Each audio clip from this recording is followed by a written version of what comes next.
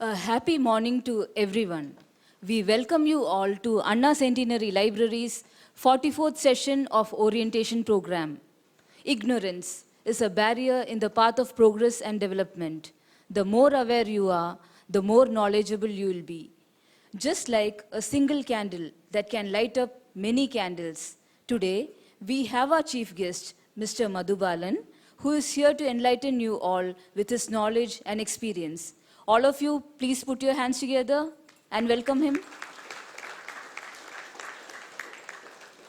On behalf of Anna Centenary Library, we extend a hearty welcome to you, sir.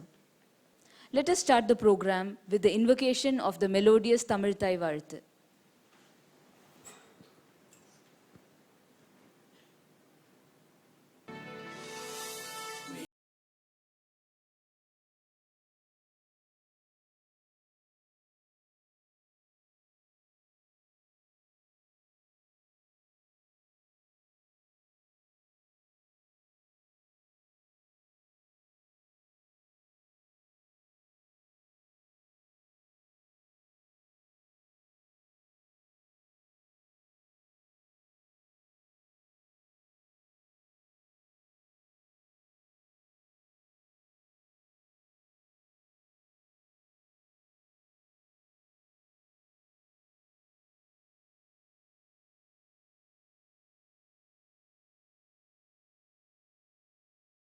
தமிழனங்கே உன் சீரிழமை திறம்பியந்து செயமறந்து வாழ்த்துதுமே வாழ்த்துதுமே வாழ்த்துதுமே.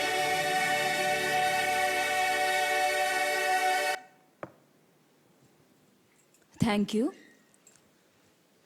We call upon Dr. Kamakshi, librarian of Anna Centenary Library, to present a memento to our chief guest.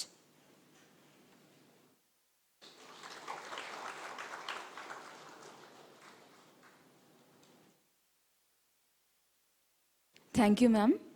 Now, I call upon Ms. Sarita, librarian of Anna Centenary Library, to glance through the profile of our chief guest.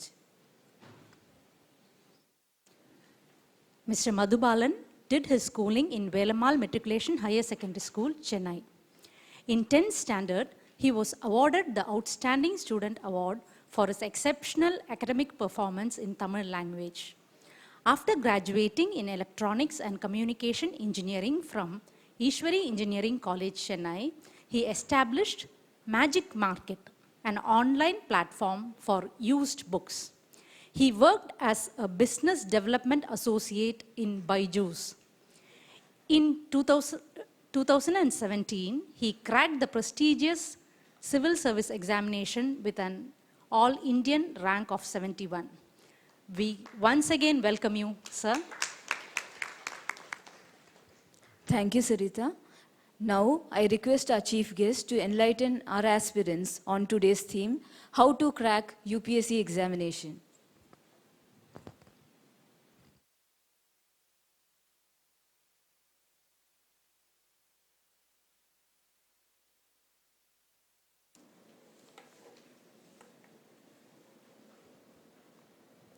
Good morning all.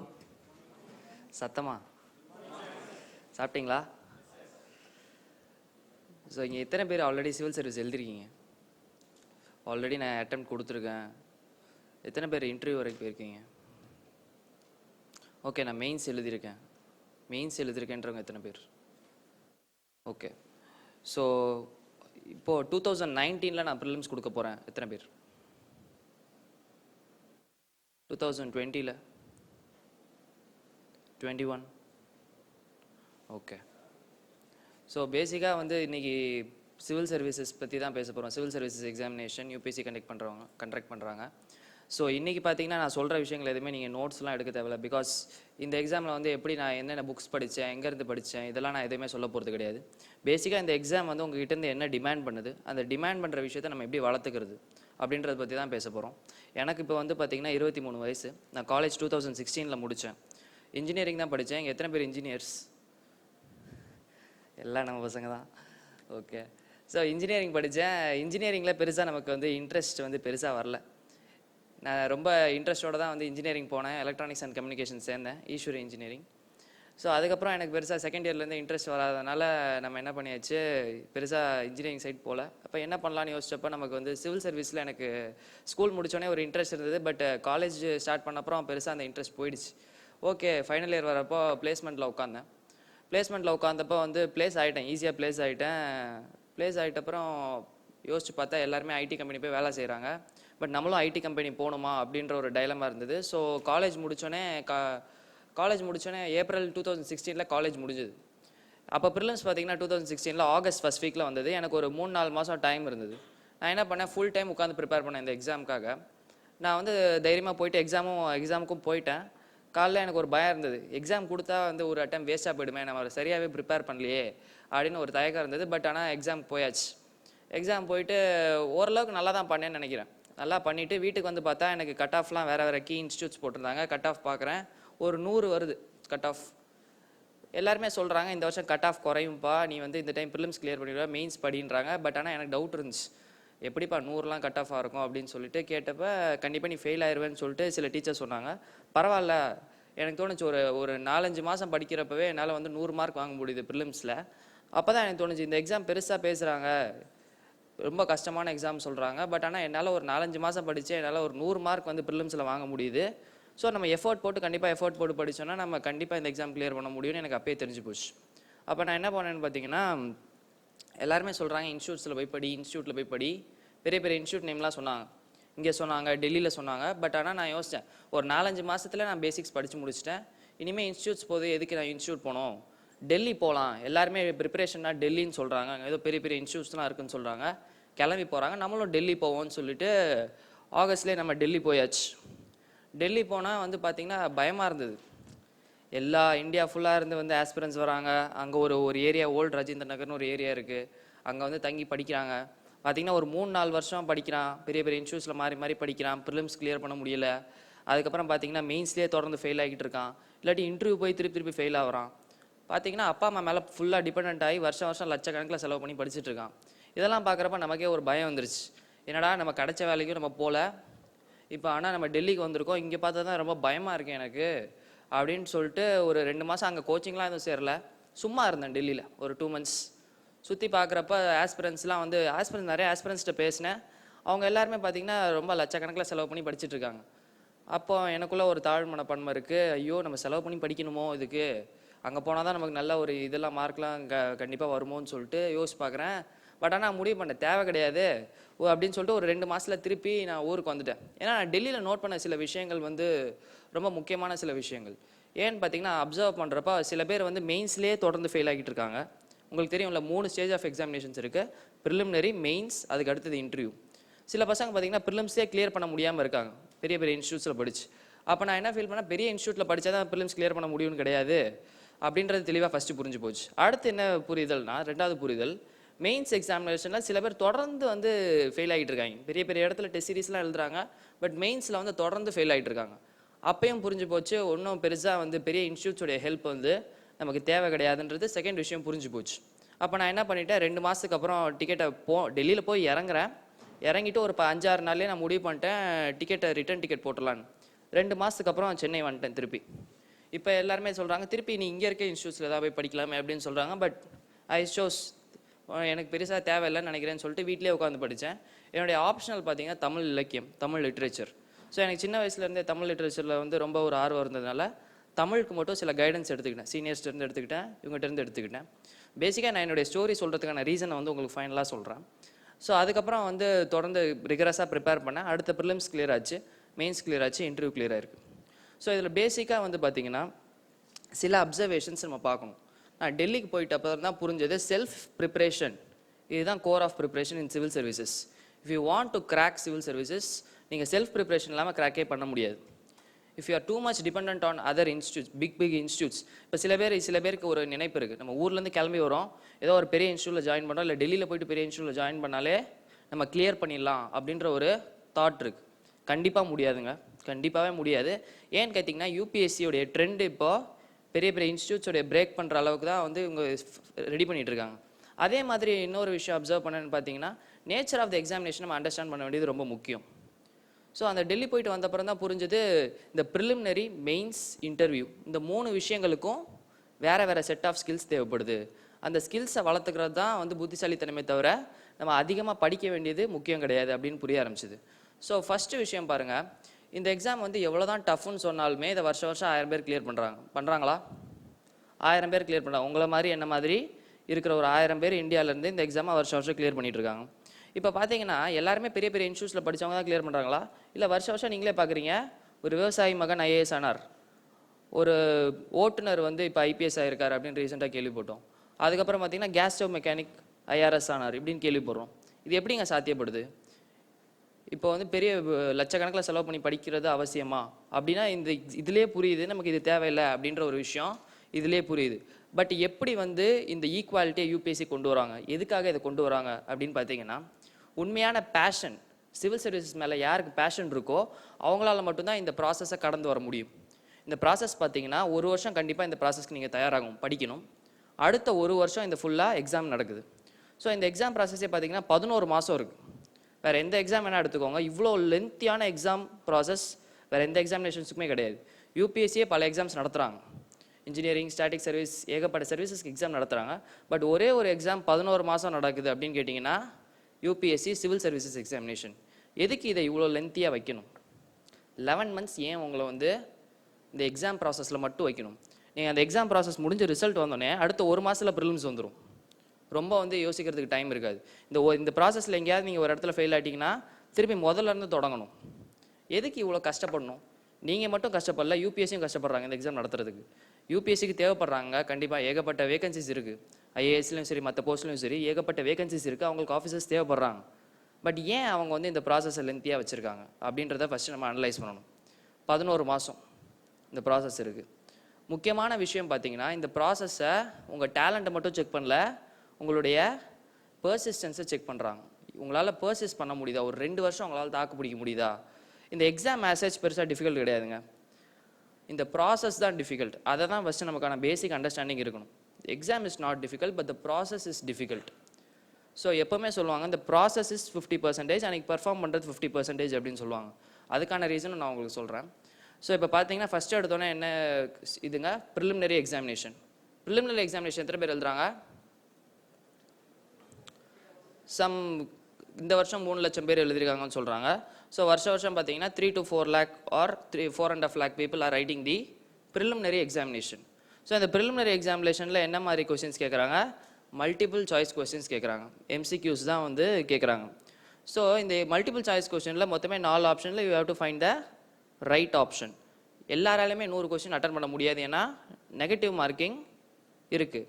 ஒரு question கரெக்டாக போட்டால் எத்தனை மார்க்குங்க? மொத்தம் எத்தனை questions அந்த question பேப்பரில்? 100 questions. ஒரு question கரெக்டாக போட்டிங்கன்னா எத்தனை மார்க்கு? 2 மார்க்ஸ். தப்பாக போட்டிங்கன்னா 0.67. ஓகேவா? இதுதான் வந்து கேல்குலேஷன். ஸோ இப்போ 2 மணி நேரம் தான் உங்களுக்கு இருக்குது, நீங்கள் 100 கொஸ்டின் சால்வ் பண்ணணும். இப்போது ஒரு கொஸ்டினை கரெக்டாக போட்டிங்கன்னா 2 மார்க்குன்னு சொல்கிறீங்க, தப்பாக போட்டிங்கன்னா 0.67 மார்க்ஸ்னு சொல்கிறீங்க. பட் அந்த கொஸ்டினை தப்பாக போட்டால் அதுக்கான 2 மார்க்ஸும் போகுது தானே? அந்த கொஸ்டினுக்கு இன்டென்ட் பண்ணியிருக்க 2 மார்க்ஸும் போகுது, கரெக்டாக இல்லையா? அந்த 2 மார்க்கும் போகுது. In addition to that you are suffering the negative marking of 0.67. So in total of 200 marks you are losing 2.67 marks if one question is wrong. So the mere calculation is, if you put a question correctly you get 2 marks, and if it's not correct you lose 2.67 marks. This is the rough calculation. So இப்போ பாருங்க, இப்போ வந்து prelims தான் is a most competitive thing. ஏன்னா இத்தனை பேர் எழுதுறதுலேருந்து just ஒரு 12 to 13,000 தான் வந்து ப்ரிலிம்ஸே கிளியர் பண்ண போகிறாங்க. ஸோ அந்த ப்ரிலிம்ஸ் கிளியர் பண்ணோன்னா இப்போது ரொம்ப இன்டென்ஸான காம்படிஷன் இருக்குது. ஒரு மார்க்லேயுமே பார்த்தீங்கன்னா அவ்வளோ பேர் இருப்பாங்க. இப்போது கட் ஆஃப் பார்த்துக்கோங்க. கட் ஆஃப் பார்த்தீங்கன்னா 2016 நீங்கள் OBC கேண்டிடேட்னு வச்சுக்கோங்களேன், 110 இருந்தது கட் ஆஃப். இப்போ கிளியர் பண்ணுறவங்க எல்லாருமே 110லேருந்து ஒரு 125க்குள்ளே தான் மேக்ஸிமம் இருப்பாங்க. ஏன்னா 125 கிராஸ் பண்ணுறது ரொம்ப கஷ்டம். 125 கிராஸ் பண்ணுறவங்க ரொம்ப கம்மியான லெவலில் தான் 125 கிராஸ் பண்ணுவாங்க. ஸோ இந்த ஒரு 15 மார்க் ரேஞ்சில் தான் கிளியர் பண்ணுற அந்த 12 to 13,000 people are going to be there. இப்போ ரஃப் கால்குலேஷன் பாருங்கள். அப்போ ஒரு மார்க்லேயும் 1000 பேர் இருப்பாங்களா? ஒரு மார்க்லேயும் அந்த கிளியர் பண்ணுறவங்க அந்த 110 to 125ல் 15 மார்க் இருக்குது. ஸோ அப்போ அந்த ஒரு மார்க்லேயும் 1000 பேர் இருப்பாங்க தானே? 1000 பேர் இருக்காங்க. இப்போ ஒரு கொஸ்டின் நீங்கள் லூஸ் பண்ணிங்கன்னா எவ்வளோ மார்க் விட்றீங்க? 2.67 மார்க்ஸ் விட்றீங்களா? அப்போ 2.67 into 1000 2670 பேர் ஒரு கொஸ்டின் நீங்கள் தப்பு பண்ணீங்கன்னா அவங்கள கிராஸ் பண்ணிடுவாங்க. இதுதான் பேசிக்கான ரஃப் கால்குலேஷன் இன் ப்ரிலிம்ஸ். இதை நம்ம வந்து ரொம்ப டீப்பாக நோட்டீஸ் பண்ணுறதில்ல, பட் இட்ஸ் எ ஃபேக்ட். ஒரு கொஸ்டின் தப்பு பண்ணிங்கன்னா உங்களை ஒரு கிட்டத்தட்ட ஒரு approximately 2500 people are going to cross you. இந்த வருஷம் ப்ரிலிம்ஸில் மொத்தமே 10,000 பேர் தான் எடுத்திருக்காங்க. ஸோ ஒரு 4 கொஸ்டின் தப்பாக போட்டிங்கன்னா 2500 into 4, ஒரு 4 கொஸ்டின் தப்பாக போட்டிங்கன்னா 10,000 people will cross you. So in all over ஒரு 4 questions will decide whether you are there in the race or not. இப்போ அந்த 4 கொஸ்டின்ஸ் நீங்கள் ரிலேட்டிவாக தப்பாக போட்டிங்கன்னா you have to repeat the whole process next year. This is the level of competition in preliminary examination. So இந்த level of காம்படிஷனை நம்ம புரிஞ்சிக்க வேண்டியது அவசியம். ஏன்னு கேட்டிங்கன்னா இந்த எக்ஸாம் வந்து நம்ம வந்து பெஸ்ட்டா அப்படின்லாம் பார்க்கறது கிடையாது. இஸ் மோஸ்ட் டேலண்டட் கையா, ரொம்ப பெஸ்ட் ஆஃப் இந்தியாவா அப்படின்லாம் கிடையாது. எழுதுகிற 4-5 லட்சம் பேரில் நீங்கள் பெஸ்ட்டா அப்படின்னு தான் பார்க்குறாங்க. கோடிக்கணக்கான பேர் இந்த எக்ஸாம் எழுதுறது கிடையாது. எழுதுகிற 4-5 லட்சம் பேரில் நீங்கள் பெஸ்ட்டான்னு பார்க்க போகிறாங்க. சிம்பிள். ஸோ அந்த 4-5 லட்சம் பேரில் யார் சீரியஸான கேண்டிடேட்ஸ், அவங்க எப்படி ப்ரிப்பேர் பண்ணுறாங்க அப்படின்றத தெரிஞ்சுக்கிட்டு அவங்க கூட கம்பீட் பண்ணும். சிம்பிளான விஷயங்க. இப்போ வந்து ஒலிம்பிக்கில் ரேஸ்லாம் ஓடுறாங்க. இப்போ வந்து உசைன் போல்ட்டாக இருக்கட்டும், அவர் வந்து 100 மீட்டர் ஸ்ப்ரிண்ட் ஓடுறாரு ஒலிம்பிக்கில். ஸோ அவர் வந்து ஒரு இதுக்காக 4 வருஷம் வந்து தயார் பண்ணுறாரு. அவரை 4 வருஷம் தயார் பண்ணுறாரு. ஆனால் அவருடைய வெற்றியை டிசைட் பண்ண போகிறது அந்த 10 செகண்டு, வெறுமனே 10 செகண்டு டிசைட் பண்ணோம் அவருடைய 4 வருஷம் உழைப்பு எங்கே போகுதுன்றது. பட் நம்ம யூபிஎஸ்சி பாருங்கள், நீங்கள் ஒரு வருஷம் ப்ரிப்பேர் பண்ணுவீங்க, உங்கள் உழைப்போடைய எல்லா வடிவத்தையும் அந்த ஒரு 2 மணி நேரத்தில் டிசைட் பண்ண போகிறாங்க. ஸோ ரொம்ப ஒரு கஷ்டமான விஷயம் கிடையாது. உசைன் போல்ட் பண்ணுறதோட நம்ம பண்ணுறது கஷ்டமான விஷயம் கிடையாது. ஸோ உங்களுக்கு you have 2 hours to prove yourself in preliminary examination. So preliminary எக்ஸாமினேஷனில் காலையில் என்ன நடக்குது? ஜென்ரல் ஸ்டடீஸ்னு ஒரு பேப்பர் நடக்குது. மத்தியானம் சிசாட்டா என்ன? Civil services aptitude test. எது குவாலிஃபையிங் பேப்பர் இதில்? சிசாட். ஸோ சிசாட்டில் எவ்வளோ மார்க் எடுக்கணும்? 33% எடுத்தால் போதும். அதாவது அந்த 200ல் யூ ஜஸ்ட் 66 எடுத்தீங்கன்னா நீங்கள் பாஸ் ஆயிருவீங்க. 66 or 67 எடுத்தால் you can pass this examination. இப்போ நல்லா பாருங்கள், இந்த ஒரு 3 லட்சம் பேர் எக்ஸாம் எழுதுறாங்கன்னு வச்சுக்கோங்களேன். அதில் பார்த்தீங்கன்னா கண்டிப்பாக ஒரு 50,000 to 60,000 பேர் ஈஸியாக அந்த சிசாட்ன்ற விஷயத்தில் எலிமினேட் ஆகிடுவாங்க. ஏன்னு கேட்டிங்கன்னா நிறைய பேர் ஆர்ட்ஸ் பேக்ரவுண்டில் வந்துருப்பாங்க, அவங்களுக்கு வந்து ஆப்டிடியூட் சரியாக வராது, இல்லாட்டி மேத்தமெட்டிக்ஸில் பேசிக்கான கால்குலேஷன்ஸ் பண்ண வராது. ஸோ இந்த ஒரு ரீசனுக்காக என்ன ஆகுன்னு பார்த்தீங்கன்னா அவங்களால சிசாட்டில் பெர்ஃபார்ம் பண்ண முடியாது. ஸோ நம்ம ஃபஸ்ட்டு பண்ண வேண்டிய விஷயம் சிசாட்டை நம்ம ஸ்ட்ரென்தன் பண்ணிக்க வேண்டியது. வி ஷுட் என்ஷூர் தட் அந்த ஒரு பேசிக் குவாலிஃபையிங் பேப்பரில் நம்ம கிளியர் பண்ணணும் அப்படின்றத ஒரு ஃபஸ்ட்டு விஷயம் நமக்கு நினைவில் இருக்கணும். அடுத்து முக்கியமான பேட்டில் கிரவுண்ட் எதுங்க? நம்ம காலையில் எழுத போகிற ஜென்ரல் ஸ்டடீஸ் பேப்பர்.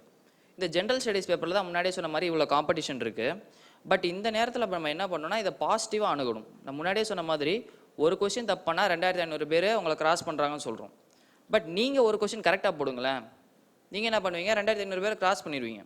ஸோ நீங்கள் எவ்வளோக்கு எவ்வளோ நீங்கள் இதை பாசிட்டிவாக பார்க்குறீங்களோ அவ்வளோக்கு எவ்வளோ இந்த எக்ஸாம் ரொம்ப ஈஸியாக தெரியும். இதை விட்டுட்டு நம்ம வந்து இது பெரிய காம்படிஷன், இவ்வளோ வந்து ப்ரெஷர்ஃபுல் சுச்சுவேஷனில் இருக்கோன்றதை நம்ம மனசில் வச்சுட்டே இருந்தோம்னா இட்ஸ் வெரி டிஃபிகல்ட். ஸோ இதை தான் நான் அப்சர்வ் பண்ணியிருக்கேன். பாசிட்டிவாக இருக்கணும். We should be highly positive for prelims. பேசிக்காக எல்லாருமே எல்லா இடத்தையும் ப்ரிப்பேர் பண்ணுறீங்க, எல்லாருமே ஒரே மெட்டீரியல் தான் படிக்கிறீங்க, எல்லாருமே அதே டெஸ்ட் சீரிஸ் தான் எடுக்கிறீங்க, எல்லாருமே அதே கோச்சிங் இன்ஸ்டியூட்டுக்கு தான் போகிறீங்க. பட் என்ன ரியலி மேக்ஸ் த டிஃப்ரென்ஸ் அப்படின்னு பார்த்தீங்கன்னா 2 விஷயம் இருக்குது. இப்போ வந்து கிளியர் பண்ணுறாங்க அப்படின்னா they have 2 things. They know how to do a particular thing and why to do a particular thing. So இப்போ இந்த சிவில் சர்வீசஸில் மட்டும் இல்லைங்க, வாழ்க்கையில் வேறு எந்தெந்த பெரிய ஃபீல்ட்லையுமே ஏதோ ஒரு வெற்றியாளர் இருக்காருன்னா இந்த ஒரு 2 விஷயமே அவர்கிட்ட கிளாரிட்டி இருக்கும். இப்போது ஹவு டு டூ இட்ன்றதை இங்கே இருக்க கோச்சிங் இன்ஸ்டியூட்ஸாக இருக்கட்டும், ஆன்லைன் வெப்சைட்ஸாக இருக்கட்டும், எல்லாமே உங்களுக்கு சொல்லி கொடுத்துருவாங்க. How to do it, it's very easy. இங்கே இருக்கிற எல்லாருக்குமே ஹவு டு டூ இட்ன்ற விஷயம் தெரியும். பட் செகண்ட் விஷயமான why to do it, why do you want to join civil services, எதுக்காக இந்த சர்வீஸ்க்கு வரணும் அப்படின்ற கிளாரிட்டி யாருக்கு இருக்கோ they are the persons who are clearing the examinations. So அதான் சொல்லுவார் ஒபாமா, கிளாரிட்டி இஸ் பவர் அப்படின்னு சொல்லுவார். சிம்பிளான ஒரு விஷயம், கிளாரிட்டி இஸ் பவர். ஏன் அப்படின்னு கேட்டிங்கன்னா ஒரு விஷயத்தை நீங்கள் கிளாரிட்டியோட யோசிக்கிறீங்கன்னா உங்கள் மைண்ட் அதுக்கேற்ற மாதிரி ஃபாஸ்ட்டாக ப்ராசஸ் பண்ணி அதை சீக்கிரமாக உங்களுக்கு அடையிறதுக்கு உதவி செய்யும். ஸோ பேசிக்கலி இதை மட்டும் ஞாபகம் வச்சுக்கோங்க, clarity is power. Have the clarity of why you want to join civil services. எதுக்காக சிவில் சர்வீஸ் வரீங்க? நிறைய பேர் படிக்கிறாங்க, இத்தனை லட்சம் பேர் படிக்கிறாங்க யூத். ஆனால் எதுக்காக சிவில் சர்வீஸ் வரணும் அப்படின்னு நீங்கள் போய் கேட்டிங்கன்னா நிறைய பேர் சொல்லுவாங்க இது ஒரு கவர்மெண்ட் ஜாபு அப்படின்னு சொல்லிட்டு நிறைய பேர் சொல்லுவாங்க. இல்லாட்டி பார்த்தீங்கன்னா எங்கள் அப்பா அம்மா வந்து வீட்டில் ப்ரெஷர் பண்ணுறாங்க, அதுக்காக நான் படிக்க வரேன்னு சொல்லுவாங்க. சில பேர் பார்த்தீங்கன்னா உண்மையிலேயே எனக்கு சர்வீஸ் பண்ணணும் இருக்குன்ற வரவங்க வந்து ரொம்ப மினிமலாக தான் இருக்காங்க. அதே மாதிரி பார்த்தீங்கன்னா சில பேர் வந்து காமெடியாக சொல்கிறாங்க, இல்லை எனக்கு வந்து நான் டெல்லி போயிட்டப்போ கேள்விப்பட்ட ஒரு விஷயம் என்னென்னா, ஒரு பீகார் பையன் வந்திருந்தான். அவன் சொல்கிறான், எதுக்குப்பா சிவில் சர்வீஸ் படிக்க வந்திருக்குன்னா, கிளியர் பண்ணிட்டா வந்து பார்த்தீங்கன்னா ஐஏஎஸ் ஆஃபீஸர்ஸ்க்குலாம் ஒரு 4-5 கோடி டவுரி தராங்கப்பா, அதுக்காக நான் வந்து படிக்கிறேன் அப்படின்னா. இதெல்லாம் ஒரு காரணமாடா அப்படின்ட்டு தோணுச்சு. ஸோ பேசிக்காக வந்து பார்த்தீங்கன்னா யாருக்கு உண்மையிலேயே வந்து core reason they want to join civil சர்வீஸ்ன்ற கிளாரிட்டி இருக்கோ அவங்க வந்து ஈஸியாக அதை கிளியர் பண்ணுவாங்க. ஸோ ஃபஸ்ட்டு விஷயம் ஃப்ரெஷர்ஸாக இருக்கவங்க நீங்கள் பண்ண வேண்டிய விஷயம் என்னென்னா, எதுக்காக நம்ம சர்வீஸ்க்கு வரணும் அப்படின்றதுல you go and define today, write it in your diary. Because நான் வந்து காலேஜ் முடித்தோடனே என்னுடைய டைரியில் எழுத வச்ச ஃபஸ்ட்டு விஷயம் இதுதான், எதுக்காக நான் சிவில் சர்வீஸ்க்கு வரணும் அப்படின்ற ஒரு விஷயம். அந்த ஒரு கிளாரிட்டி இருந்ததுனால I didn't opt for any other examinations. Civil service தவிர நான் வேறு எந்த எக்ஸாமினேஷன் எழுத போகிறதில்லன்றதை நான் முடிவு பண்ணிட்டேன். ஏன்னா நான் யோசிச்சு பார்த்தப்ப எல்லாருமே சொன்னாங்க, நீ வேலைக்கும் போல, எல்லா எக்ஸாமும் எழுது, பேங்க் எக்ஸாம் எழுது, அதே மாதிரி டிஎன்பிஎஸ்சி எழுது, என்னமோ சொன்னாங்க, என்னென்னமோ எக்ஸாம் சொன்னாங்க. But I was very sure that எனக்கு இந்த எக்ஸாமினேஷன் தான் வேணும். நான் ஐஏஎஸ் மட்டும், ஆனால் கவர்மெண்ட் சைடில் வரணும்னா நான் வந்து ஐஏஎஸ் கிளியர் பண்ணணும். பட் எனக்கு வேறு எந்த ஜாப்புமே தேவையில்லை, இல்லாட்டி நான் ப்ரைவேட் போய்க்கிறேன் அப்படின்ற தெளிவாக இருந்தேன். So I think that clarity actually helped me clear this examinations in the very second attempt. So இப்போ ஃபஸ்ட்டு நம்ம ப்ரிலிம்ஸ் பற்றி பேசிகிட்டு இருந்தோம். கம்மிங் பேக் டு தட், இப்போ ஃபஸ்ட்டு விஷயம் நம்ம காம்படிஷன் புரிஞ்சு போச்சு, இப்படி தான் இருக்குது காம்படிஷன்றது இப்போ நமக்கு தெளிவாயிடுச்சு. செகண்ட் விஷயம் பார்த்தீங்கன்னா, எப்படி நம்ம அதை அந்த பேப்பரில் நம்ம டெஸ்ட் பண்ணுறாங்க அப்படின்றத நம்ம பார்க்கணும். இப்போ பார்த்தீங்கன்னா ப்ரிலிம்ஸ் சில பேர் கிளியர் பண்ணிடுவாங்க, தொடர்ந்து கிளியர் பண்ணிக்கிட்டே இருப்பாங்க அந்த ப்ரிலிம்ஸை. படிக்காமலே வந்து ப்ரிலிம்ஸ் யார் கிளியர் பண்ணுறாங்களோ அடுத்த வந்து ப்ரிலிம்ஸை வந்து ஈஸியாக கிளியர் பண்ணுவாங்க. இது எப்படி முடியுது அப்படின்னு பார்த்தீங்கன்னா, ஒரு சர்டன் செட் ஆஃப் ஸ்கில்ஸ் அந்த ப்ரிலிம்ஸ்ன்ற ஒரு விஷயத்த செக் பண்ணுறாங்க. இப்போ முன்னாடியே சொல்ல மாதிரி எல்லாருமே ஒரு வருஷம் படிக்கிறீங்க, லெட்ஸ் கீப் தட், நீங்கள் எல்லாருமே சீரியஸான ஆஸ்பிரன்ஸ், நல்லா ப்ரிப்பேர் பண்ணியிருக்கீங்க. ஸோ நீங்கள் போய் அந்த எக்ஸாம் ஹாலில் நீங்கள் அன்றைக்கி உட்காரீங்கன்னா you will have a lot of pressure within you. கண்டிப்பாக இருக்கும்லங்க. ஒரு வருஷம் நீங்கள் படிச்சிருக்கீங்கன்னா அன்றைக்கி 2 மணி நேரத்தில் நீங்கள் காலைல போகும்போது எல்லாருக்குமே அந்த ப்ரெஷர் இருக்கும். ஸோ அன்றைக்கி காலைல போகும்போது உங்களால் அந்த ப்ரெஷரை தாங்க முடியுதா அப்படின்ற ஒரு விஷயம் இருக்குது. நல்லா படிச்சுட்டு போய் அன்றைக்கி சொதப்பினவங்க ஏகப்பட்ட பேர் இருக்காங்க. So you have to understand that எல்லாமே நல்லா படிச்சிருந்தாலுமே அந்த ஒரு 2 hours நீங்கள் காமா கூலாக இருந்தீங்கன்னா you will have lot of possibilities to crack this examination. So second விஷயம் பார்த்தீங்கன்னா, உங்கள் ப்ரெஷரை உங்களுக்கு தாங்க முடியுதா அப்படின்ற விஷயத்த பார்க்குறாங்க. ஏன்னு பார்த்தீங்கன்னா, நாளைக்கு நீங்கள் ஒரு சிவில் சர்வெண்ட் ஆகி நீங்கள் உங்கள் சீட்டில் உட்காந்துருக்க போது, ஒரு கலெக்டராக உட்காந்துருக்கீங்கன்னா you will have face a lot of pressure from media. கண்டிப்பாக மீடியா வந்து கண்டிப்பாக வாட்ச் பண்ணிக்கிட்டே இருக்காங்க இப்போ இருக்க சிவில் சர்வெண்ட்ஸ் என்ன பண்ணிகிட்டு இருக்காங்கன்றது. திருப்பி பார்த்தீங்கன்னா பப்ளிக்டேருந்து டிமாண்ட் அதிகமாக இருக்குது. ஏன்னா கலெக்டரேட்டுக்கு இருக்க ரிசோர்ஸஸ் அவ்வளோதான் இருக்குது. பட் ஆனால் பார்த்தீங்கன்னா டிமாண்ட்ஸ் வந்து அவ்வளோ அதிகமாக இருக்குது. So you will have a lot of demands, pressures from public side, pressure from your political bosses, அவங்ககிட்டருந்து நிறைய ப்ரெஷர்ஸ் இருக்குது. ஸோ இவ்வளோ ப்ரெஷரையும் தாங்கிட்டு இதையும் மீறி உங்களுக்கு கொடுக்கப்பட்டிருக்க ரெஸ்பான்சிபிலிட்டியை, டியூட்டியை you have to do. So இந்த ஒரு ப்ரெஷரை தாங்கிறதுக்கான கேப்பபிலிட்டி உங்களுக்கு இருக்கா அப்படின்றத பார்க்கறதுக்காக தான் இந்த ஒரு 2 மணி நேரத்தில் நெகட்டிவ் மார்க்கிங் கொடுத்து வச்சுருக்காங்க. நெகட்டிவ் மார்க்கிங் கொடுக்கறதுக்கான ஒரே ரீசன் என்னன்னு கேட்டிங்கன்னா, உங்களால் வந்து ஈஸியாக டிக் பண்ண முடியாது, பிபின்னு டிக் பண்ண முடியாது. ஏன்னு உங்களுக்கே தெரியும். இப்போ நான் சொல்லிட்டேன், நீங்கள் எதாவது ஒன்று தப்பாக டிக் பண்ணிங்கன்னா உங்களை 2500 பேர் கிராஸ் பண்ணிடுவாங்க. அந்த ஒரு தாட் மைண்டுக்குள்ளே இருந்துக்கிட்டே இருக்கும். ஸோ செகண்ட் விஷயம் முன்னாடி சொன்ன மாதிரி ஃபஸ்ட்டு விஷயம் பார்த்தீங்கன்னா, உங்களுக்கு பேசிக்கான நாலேஜ் இருக்கா. இந்த மாதிரி ஒரு 12 சப்ஜெக்ட் இருக்குது, 12 சப்ஜெக்டில் ஒரு பேசிக்கான நாலேஜ் இருக்கா, கிளாரிட்டி இருக்கா. இப்போ ரீசெண்டாக ஒரு நியூஸ் வந்து இருக்குது, இப்போ பார்லிமெண்ட்டில் ஏதோ பெருசாக டிபேட் போயிட்டுருக்கு. ரஃபேல் டீல்னு ஒரு விஷயம் வருது. எத்தனை பேர் கேள்விப்பட்டீங்க ரஃபேல் டீல்? ஸோ ரஃபேல் டீல்னு ஒரு கரண்ட் அஃபேர் இருக்குது. அதை பற்றி பார்த்தீங்கன்னா யாரோ பொலிட்டிஷியன்ஸ்லாம் பேசிகிட்டு இருக்காங்க, எதுக்கு இந்தியா வந்து ரஃபேல்ன்ற ஒரு ஃபைட்டர் ஜெட்டை நம்ம வாங்கணும் அப்படின்னு கேட்குறாங்க. இது நியூஸில் இருக்குது. இது நியூஸில் நீங்கள் கரண்ட் அஃபேராக படிக்கிறீங்க, உங்கள் நியூஸ் பேப்பரில் படிக்கிறீங்க. ஏதோ வந்து பெரிய பெரிய பொலிட்டிஷியன்ஸ் இதை பற்றி பேசிக்கிறாங்கன்னா அதை வந்து அதுலேருந்து நம்ம எக்ஸாமினேஷன்ஸ்க்கு என்ன எடுத்துக்க முடியும் அப்படின்றத நம்ம பார்க்கணும். பேசிக்கான ஒரு விஷயம் ரஃபேல் டீல். இதை வந்து ப்ரிலிம்ஸ்க்கு எப்படி யோசிக்கலாம், எப்படி மெயின்ஸ்க்கு யோசிக்கலாம் அப்படின்றத சொல்கிறேன். ரஃபேல் டீல் இருக்குன்னா வாட் இஸ் ரஃபேல் அப்படின்னு பார்க்கணும். ரஃபேல்னா என்ன அப்படின்னு சர்ச் பண்ணி பார்த்தீங்கன்னா, அது ஒரு twin engine aircraft, combat aircraft அப்படின்னு சொல்கிறாங்க, 5th ஜென்ரேஷன் ஏர்க்ராஃப்ட்னு சொல்கிறாங்க. ஓகே, ரஃபேல்னு என்னென்னு படித்தாச்சு. எதுக்காக வந்து இந்தியா ரஃபேலில் வாங்குறாங்க? Why should India buy Rafale? அவங்களுக்கு இந்தியாவுக்கு நிறைய ஆப்ஷன்ஸ் இருக்குது. யூரோ ஃபைட்டர் இருக்குது, MiG-35 இருக்குது. இவ்வளோ ஆப்ஷன்ஸ் இருக்கிறப்போ why is India particularly going for Rafale அப்படின்ற விஷயத்தை பார்க்கணும். எதுக்காக வந்து இதை ட்ரான்ஸ்ஃபர் ஆஃப் டெக்னாலஜி அப்படின்ற ஒரு விஷயத்தில் சொல்கிறாங்க. இந்த ட்ரான்ஸ்ஃபர் ஆஃப் டெக்னாலஜினா என்ன அப்படின்னு பார்க்கணும். இதோடைய ஹிஸ்ட்ரி, பேசிக்காக இந்த விஷயத்தோட ஹிஸ்ட்ரி தெரிஞ்சுக்கணும். ரஃபேல் டீல் எப்போ சைன் ஆச்சு, இந்தியாவுக்கும் ஃப்ரான்ஸுக்கும் என்ன ரிலேஷன்ஸு, இதெல்லாம் பார்த்தீங்கன்னா மெயின்ஸ் ஆஸ்பெக்ட். ஹிஸ்ட்ரி இப்போ பார்த்தீங்கன்னா இந்த 2008 வந்து ஒரு அக்ரிமெண்ட் சைன் பண்ணியிருக்காங்க இந்தியாவும் ஃப்ரான்ஸும். அந்த அக்ரிமெண்ட்டில் என்ன சொல்லியிருக்காங்கன்னா, நமக்குள்ள ஒரு செக்யூரிட்டி சீக்ரெட் பேக்ட் வச்சுக்கலாம் அப்படின்னு ஒரு விஷயம் சொல்லியிருக்காங்க. இன்னொரு விஷயம் என்னன்னு பார்த்தீங்கன்னா, இந்தியா இந்த ரஃபேல் டீலை முன்னாடி போடுறப்ப நான் உங்ககிட்ட இருந்து 126 ஜெட்ஸ் வாங்குறேன் அப்படின்னு ஃபஸ்ட்டு ஒத்துக்கிட்டாங்க. இப்போ கொஞ்ச நாளுக்கு அப்புறம் என்ன சொல்லிட்டாங்கன்னா, வெறும் 36 ஜெட்டு மட்டும் வாங்கிக்கிறோம் அப்படின்னு சொல்லியிருக்காங்க. ஸோ இது is a basic history of Rafale, அந்த ஒரு இஷ்யூவோடைய ஒரு பேசிக் ஹிஸ்ட்ரி. இதுக்கு அடுத்து வந்து டிஃபென்ஸ் ப்ரொக்யூர்மெண்ட் ப்ரொசீஜர்னு ஒரு விஷயம் இருக்குது. டிஃபென்ஸ் ப்ரொக்யூர்மெண்ட் ப்ரொசீஜர்னா என்னென்னா, இந்த மாதிரி விஷயங்களை வெளிநாட்டிலேருந்து நம்ம வாங்குறப்ப எந்த அளவில் வாங்கலாம், 50% கொடுத்து வாங்கலாமா, இல்லை 100% ஃபுல்லாகவே வாங்கிடலாமா, இல்லை டெக்னாலஜி மட்டும் வாங்கிட்டு இந்தியாவில் பண்ணலாமா, இப்படின்னு நிறைய விஷயங்கள் இருக்குது. இதெல்லாம் மெயின்ஸ் ஆஸ்பெக்ட். ஸோ பேசிக்காக வந்து ரஃபேல்ன்ற ஒரு விஷயத்த பேசுகிறாங்க கரண்ட் அஃபேரில். ஒரு சிவில் சர்வெண்ட்டாக இருந்து நீங்கள் யோசிக்க வேண்டிய விஷயம், ஒரு சிவில் சர்வெண்ட் ஆக போகிறீங்கன்னா நீங்கள் யோசிக்க வேண்டிய விஷயம் இவ்வளோ இருக்குது. இதை ப்ரிலிம்ஸ் ஆஸ்பெக்ட்லேருந்து எப்படி யோசிக்கலாம், என்னென்ன கேள்விகள் ஃபேக்சுவலாக இதுலேருந்து வரலாம், எப்படி மெயின்ஸில் வந்து இதை கேள்விகள் கேட்கலாம். இது டிஃபென்ஸ் ப்ரொக்யூர்மெண்ட் ப்ரொசீஜர்ன்ற ஒரு விஷயம் கொண்டு வந்தப்புறம் கூட ஏன் நம்ம 36 ஜெட்டை வந்து நம்ம 54,000 கோடி கொடுத்து ஃப்ரான்ஸ் கிட்ட இருந்து வாங்கணும் அப்படின்னு கேட்கலாம், கேள்வி வரலாம் மெயின்ஸில். அதுக்கப்புறம் பார்த்தீங்கன்னா சயின்ஸ் அண்ட் டெக்னாலஜி மெயின்ஸில் வரும்போது what will be the special features of Rafale, what will be the advantages of Rafale over the other combat aircrafts which is available in all over the world இப்படின்னு மெயின்ஸில் கேட்கலாம். So ஒரு சிம்பிளான விஷயத்தை எடுத்துக்கிட்டு you have to work. உங்களுக்கு institutes material எல்லாமே provide பண்ணுவாங்க.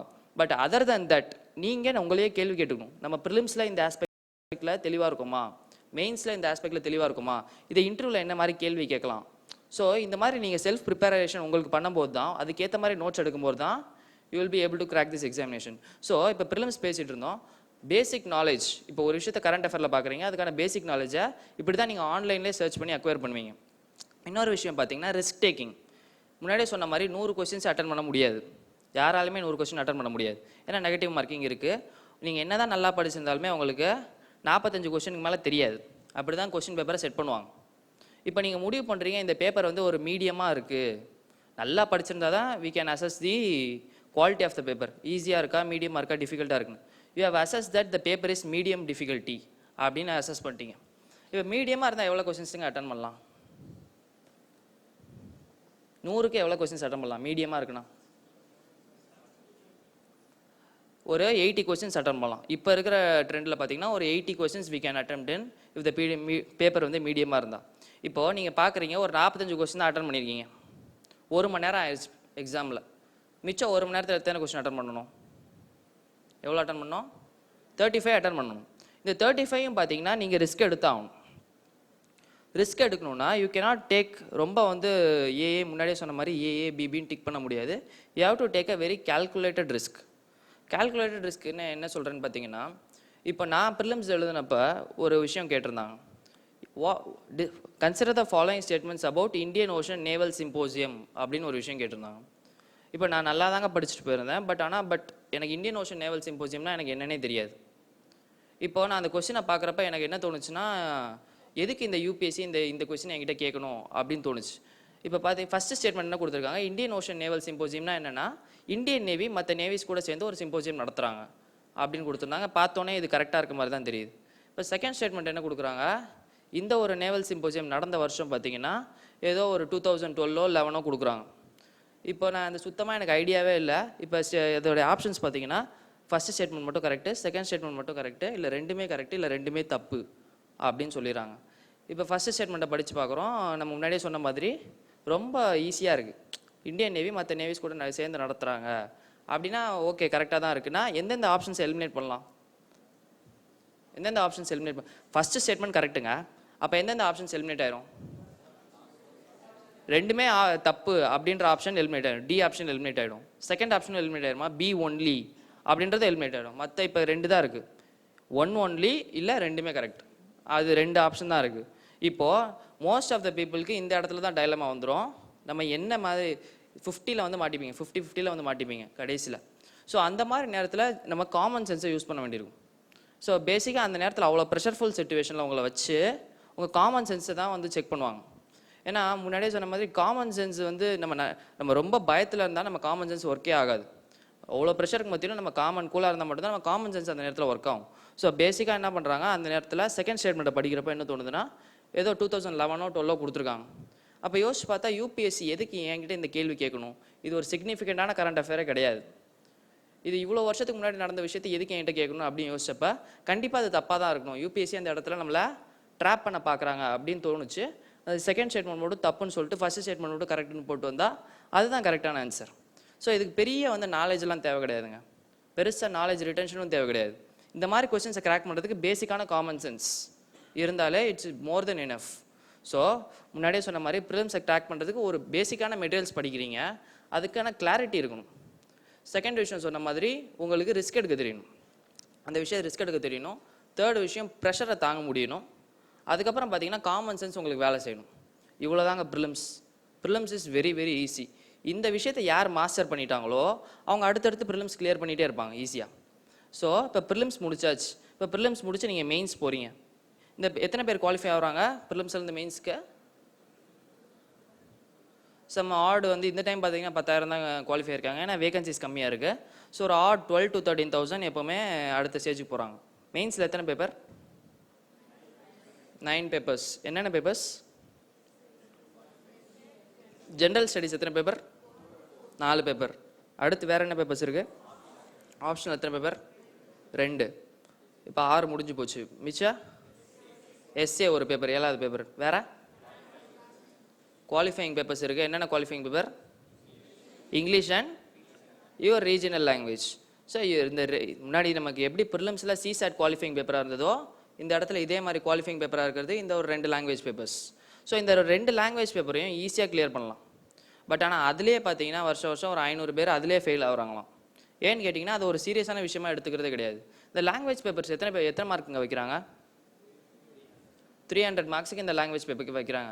எவ்வளோ எடுத்தால் பாஸ் பண்ணுவீங்க இந்த லாங்குவேஜ் பேப்பரில்? 75 எடுத்தால் பாஸ் பண்ணிடலாம். 75 out of 300 which means 1/4 எடுத்திங்கன்னா you will be able to clear this. இந்த ஒரு குவாலிஃபைங் பேப்பரை ஈஸியாக கிளியர் பண்ணிடலாம். ஸோ நீங்கள் பேசிக்காக பண்ண வேண்டியது அதை ரொம்ப லைட்டாக எடுக்காமல் ஓகே அதுக்கான உழைப்பை நீங்கள் கொடுத்தீங்கன்னா ஈஸியாக குவாலிஃபை பண்ணிவிட்டு நம்ம மெயின்ஸுக்கு வந்துடலாம். மெயின்ஸுக்கு அந்த ஒரு 7 பேப்பர் இருக்குது. ஒரு பேப்பருக்கு எத்தனை மார்க்கு? 7 into 250 1750 marks. ஸோ அந்த 1750 மார்க்ஸ் தான் உங்களுடைய ரேங்கிங்கை டிசைட் பண்ண போகுது. ஸோ நீங்கள் ப்ரிலிம்ஸில் எழுதுன மார்க்கு கால்குலேட் பண்ணுவாங்களா? It's just a qualifying examination. So இவ்வளோ கஷ்டப்பட்டு வெறுமனே வந்து இது குவாலிஃபைங் நேச்சராக தான் வச்சுருக்காங்க. அதுக்கப்புறம் இப்போ உங்கள் மெயின்ஸில் தான் வந்து வேறு செட் ஆஃப் ஸ்கில்ஸ் செக் பண்ணி உங்களுக்கு ரேங்கிங்ஸ் ப்ரொவைட் பண்ணுறாங்க. ஸோ இப்போ இந்த 4 ஜென்ரல் ஸ்டடீஸ் பற்றி பேசலாம். இப்போ ஜென்ரல் ஸ்டடீஸில் எத்தனை கொஸ்டின்ஸுங்க வரும் ஒரு பேப்பரில்? 20 கொஸ்டின்ஸ். எத்தனை மார்க் ஒரு கொஸ்டினுக்கு? ஸோ இந்த வருஷம் முன்னாடி 12.5 இருந்தது ஒரு கொஸ்டினுக்கும். இந்த வருஷம் என்ன பண்ணியிருக்காங்க? ஃபஸ்ட்டு 10 கொஸ்டினுக்கு 10 மார்க்கு, அடுத்த 10 கொஸ்டினுக்கு 15 மார்க்கு. ஸோ இப்போ இருக்க ரீசெண்ட் ட்ரெண்ட் பார்த்தீங்கன்னா இப்படி தான் இருக்குது. ஃபஸ்ட்டு 10 கொஸ்டினுக்கு 10 மார்க்கு, ஈச் 10 மார்க்ஸ். அடுத்த 10 கொஸ்டினுக்கு ஈச் 15 மார்க்ஸ். இந்த இடத்துலையும் பார்த்தீங்கன்னா எந்த ஒரு நீங்கள் உங்களுக்கு ஃப்ரீடம் கிடையாது. ஏன்னா எல்லா கொஸ்டின்ஸையும் கம்பல்சரி அட்டன் பண்ணி ஆகணும். உங்களுக்கு வந்து நமக்கு இன்ஜினியரிங்கில் இருக்கிற மாதிரி சாய்ஸ் கிடையாது. 16 மார்க்ஸுக்கு சாய்ஸ் எல்லாம் கிடையாது. நம்ம கண்டிப்பாக எல்லா கொஸ்டின்ஸும் அட்டன் பண்ணி ஆகணும். நம்ம ஒரு கொஸ்டின் கூட அட்டன் பண்ணாமல் வந்துட்டோன்னு வச்சுக்கோங்களேன். இப்போ ஒரு கொஸ்டின் நீங்கள் அட்டன் பண்ணலை அப்படின்னா நீங்கள் அசால்ட்டாக ஒரு 5 to 6 மார்க் லூஸ் பண்ணிடுவீங்க. ஏன்னா அவ்வளோதாங்க மார்க் போடுவாங்க. 12 மார்க் 15 மார்க்ஸ் அவங்க சொன்னாலுமே அதில் பாதி தான் அவங்க மார்க்கில் போடும்போது போடுவாங்க. அதுதான் மேக்ஸிமம் இருக்கும். 7.5 மார்க்ஸ் இல்லை 8 மார்க்ஸ் தான் அதுக்கு டாப் மார்க்காக இருக்கும். இப்போ ஆவரேஜாக நீங்கள் ஒரு கொஸ்டினை விட்டு வந்துட்டீங்க, அதில் பார்த்தீங்கன்னா ஒரு 5 to 6 மார்க் போயிடுச்சுன்னு வச்சுக்கோங்க. நீங்கள் ரேங்கிங் ஃபைனல் ரேங்கிங் எடுத்து பார்த்தீங்கன்னா இப்போ ரீசெண்டாக நான் கேள்விப்பட்டேன் என்னுடைய ரேங்க் 71. ஓகேவா? என்னுடைய ரேங்க் 71, என்னுடைய டோட்டல் மார்க் 1057. இப்போ ரேங்க் வந்து 207 இருக்கவர் வாங்கியிருக்கிற மார்க் பார்த்தீங்கன்னா 1035. ரொம்ப ஒன்றும் வித்தியாசம் இல்லைங்க, ஜஸ்ட் 20 மார்க் தான் வித்தியாசம். எவ்வளோ ரேங்க் பின்னாடி போகுது பாருங்கள். 20 மார்க் தான் வித்தியாசம். கிட்டத்தட்ட ஒரு 130 ரேங்க்கு அவர் பின்னாடி இருக்கார். ஸோ உங்களுடைய ஒரு மார்க்குமே வந்து ஒரு மார்க்லேயும் அத்தனை பேர் இருப்பாங்க. ஒரு 5 பேர் இல்லை 6 பேராச்சு ஒரு மார்க்லேயும் இருப்பாங்க. ஒரு 5 கொஸ்டின் நீங்கள் விட்டு வந்துட்டீங்கன்னு வச்சுக்கோங்க, 5 மார்க் விட்டு வந்துட்டீங்கன்னா அப்போ எத்தனை பேர்? ஒரு 30 to 40 பேர் உங்களை ஈஸியாக கிராஸ் பண்ணிடுவாங்க. உங்களுக்கு கிடைக்கிற ரேங்க் வேரியாகும். ரேங்க் வேரியாச்சுன்னா உங்களுக்கு கிடைக்கிற சர்வீஸும் வேரியாகும், கேடரும் வேரியாயிரும். ஒரு கொஸ்டின் கூட டிசைட் பண்ணலாம். நீங்கள் இப்போ தமிழ்நாடு கிடைக்க வேண்டியது ஒரு கொஸ்டின் நீங்கள் விட்டுட்டு வந்துட்டீங்கன்னா நீங்கள் வேறு ஏதாவது ஒரு கேட்டல் இல்லை மகாராஷ்டிராவோ இல்லை உத்தரப்பிரதேஷோ அங்கே போய் உட்கார வேண்டி வரலாம். ஸோ காம்படிஷன் மெயின்ஸ்லேயுமே சரி இன்டென்ஸாக தான் இருக்கும். ப்ரிலிம்ஸ் அளவுக்கு இல்லாட்டியுமே it's more intense in mains also. அதே நம்ம புரிஞ்சுக்கணும். ஸோ நமக்கு வந்து ஃப்ரீடம் கிடையாது. ஒரு கொஸ்டின் கூட விட்டு வரதுக்கான freedom we don't have in mains. அவங்களுக்கே தெரியுங்க, எல்லாருக்குமே எல்லாமே தெரியாது. மெயின்ஸ்லேயும் கேள்விகள் உங்களுக்கு தெரியாத கேள்விகள் வரும். பட் அந்த தெரியாத கேள்விகளுமே எப்படி மேனேஜ் பண்ணுறீங்க அப்படின்றது அவங்க டேலண்ட்டு. இப்போ நீங்கள் வந்து இப்போது கலெக்டராக நீங்கள் உட்காந்துருக்கீங்கன்னா, முன்னாடியே சொன்ன மாதிரி உங்களுக்குன்னு ரிசோர்ஸஸ் வந்து கம்மியாக தான் இருக்கும். பட் ஆனால் அந்த ரிசோர்ஸஸை எவ்வளோ எஃபிஷியண்ட்டாக மேனேஜ் பண்ணுறீங்க, அந்த ரிசோர்ஸ் மேனேஜ்மெண்ட் ஸ்கில் உங்களுக்கு இருக்கா அப்படின்றது தான் மெயின்ஸில் செக் பண்ணுறாங்க. ஒரு செட் ஆஃப் நாலேஜ் உங்கள் மைண்டில் வச்சுருப்பீங்க, படித்து வச்சுருப்பீங்க. அந்த படித்து வச்சுருக்க நாலேஜை அழகாக வந்து ஆர்கனைஸ் பண்ணி ஒரு கொஸ்டினுக்கு ஆன்சர் பண்ண முடியுதா அப்படின்றது தான் மெயின்ஸில் செக் பண்ணுறாங்க. ஸோ இன்னொரு விஷயம் மெயின்ஸில் என்ன செக் பண்ணுறாங்கன்னா, ஒரு விஷயத்தை அனலைஸ் பண்ண முடியுதா அவங்களால அப்படின்றத செக் பண்ணுறாங்க. முன்னாடியே சொன்ன மாதிரி இந்த ரஃபேல் டீல் அப்படின்ற ஒரு விஷயத்தையே உங்களால் அனலைஸ் பண்ண முடியுதா, இதை எப்படி ஒரு அனாலிட்டிக்கல் கேள்வியை கேட்கலாம் ரஃபேல் டீலை. இப்போது what can be the alternative for India other than Rafale அப்படின்னு கேட்கலாம். அதுக்கு நீங்கள் you should be ready to answer. இது வந்து ஒரு அனாலிட்டிக்கல் கொஸ்டின். இதுக்கான ஆன்சர் வேறு எந்த எங்கேயுமே இருக்காதுங்க. எந்த ஒரு இன்ஸ்டியூட்டும் உங்களுக்கு ப்ரொவைட் பண்ண மாட்டாங்க, இல்லாட்டி எந்த ஒரு டெஸ்ட் சீரீஸ்லேயும் வராது. அப்படி தான் இருக்கும். அந்த ஒரு நீங்கள் எக்ஸாம் ஹாலில் நீங்கள் உட்காந்து யோசிச்சு எழுதுகிற மாதிரி தான் இருக்கும். மெயின்ஸ் ஒரு பேப்பருக்கு எவ்வளோ நேரம் கொடுக்குறாங்க? 3 hours கொடுக்குறாங்க. ஸோ அந்த 3 hours நீங்கள் 20 questions எழுதணும். அப்போ ஒரு கொஸ்டினுக்கு எவ்வளோ நேரம் இருக்கும்? odd 7 to 8 minutes or 7 to 9 minutes ஒரு கொஸ்டினுக்கு நீங்கள் எடுத்துக்கலாம். ஸோ உங்களுக்கு ரொம்ப யோசிச்சு எழுதுறதுக்குலாம் டைம் இருக்காது. பட் ஒரு கொஸ்டினுக்கு யூ ஹேவ் டு ரைட் அந்த ரேஞ்ச் ஆஃப் 150 to 250 words நீங்கள் எழுதணும்.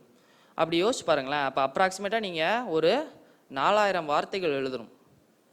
ஒரு at least 3500 words you have to write in the span of just 3 hours. இதுதான் வந்து உங்களுக்கு கொடுக்கப்பட்டிருக்க டாஸ்க்கு. அதுவுமே பார்த்தீங்கன்னா கொஸ்டினுக்கு ரெலவெண்ட்டாக பதில் எழுதணும். இதுதான் வந்து சேலஞ்ச் உங்களுக்கு மெயின்ஸில்.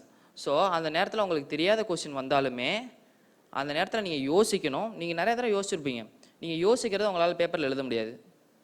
உங்களுக்கு அது நடந்திருக்கா? தமிழ்லேயே சரி, உங்கள் லாங்குவேஜ் தமிழாக இருந்தால் இல்லாட்டி உங்கள் வேறு உங்கள் மதர் டங்க்லேயே சரி, you will not be able to write what you think most of the times.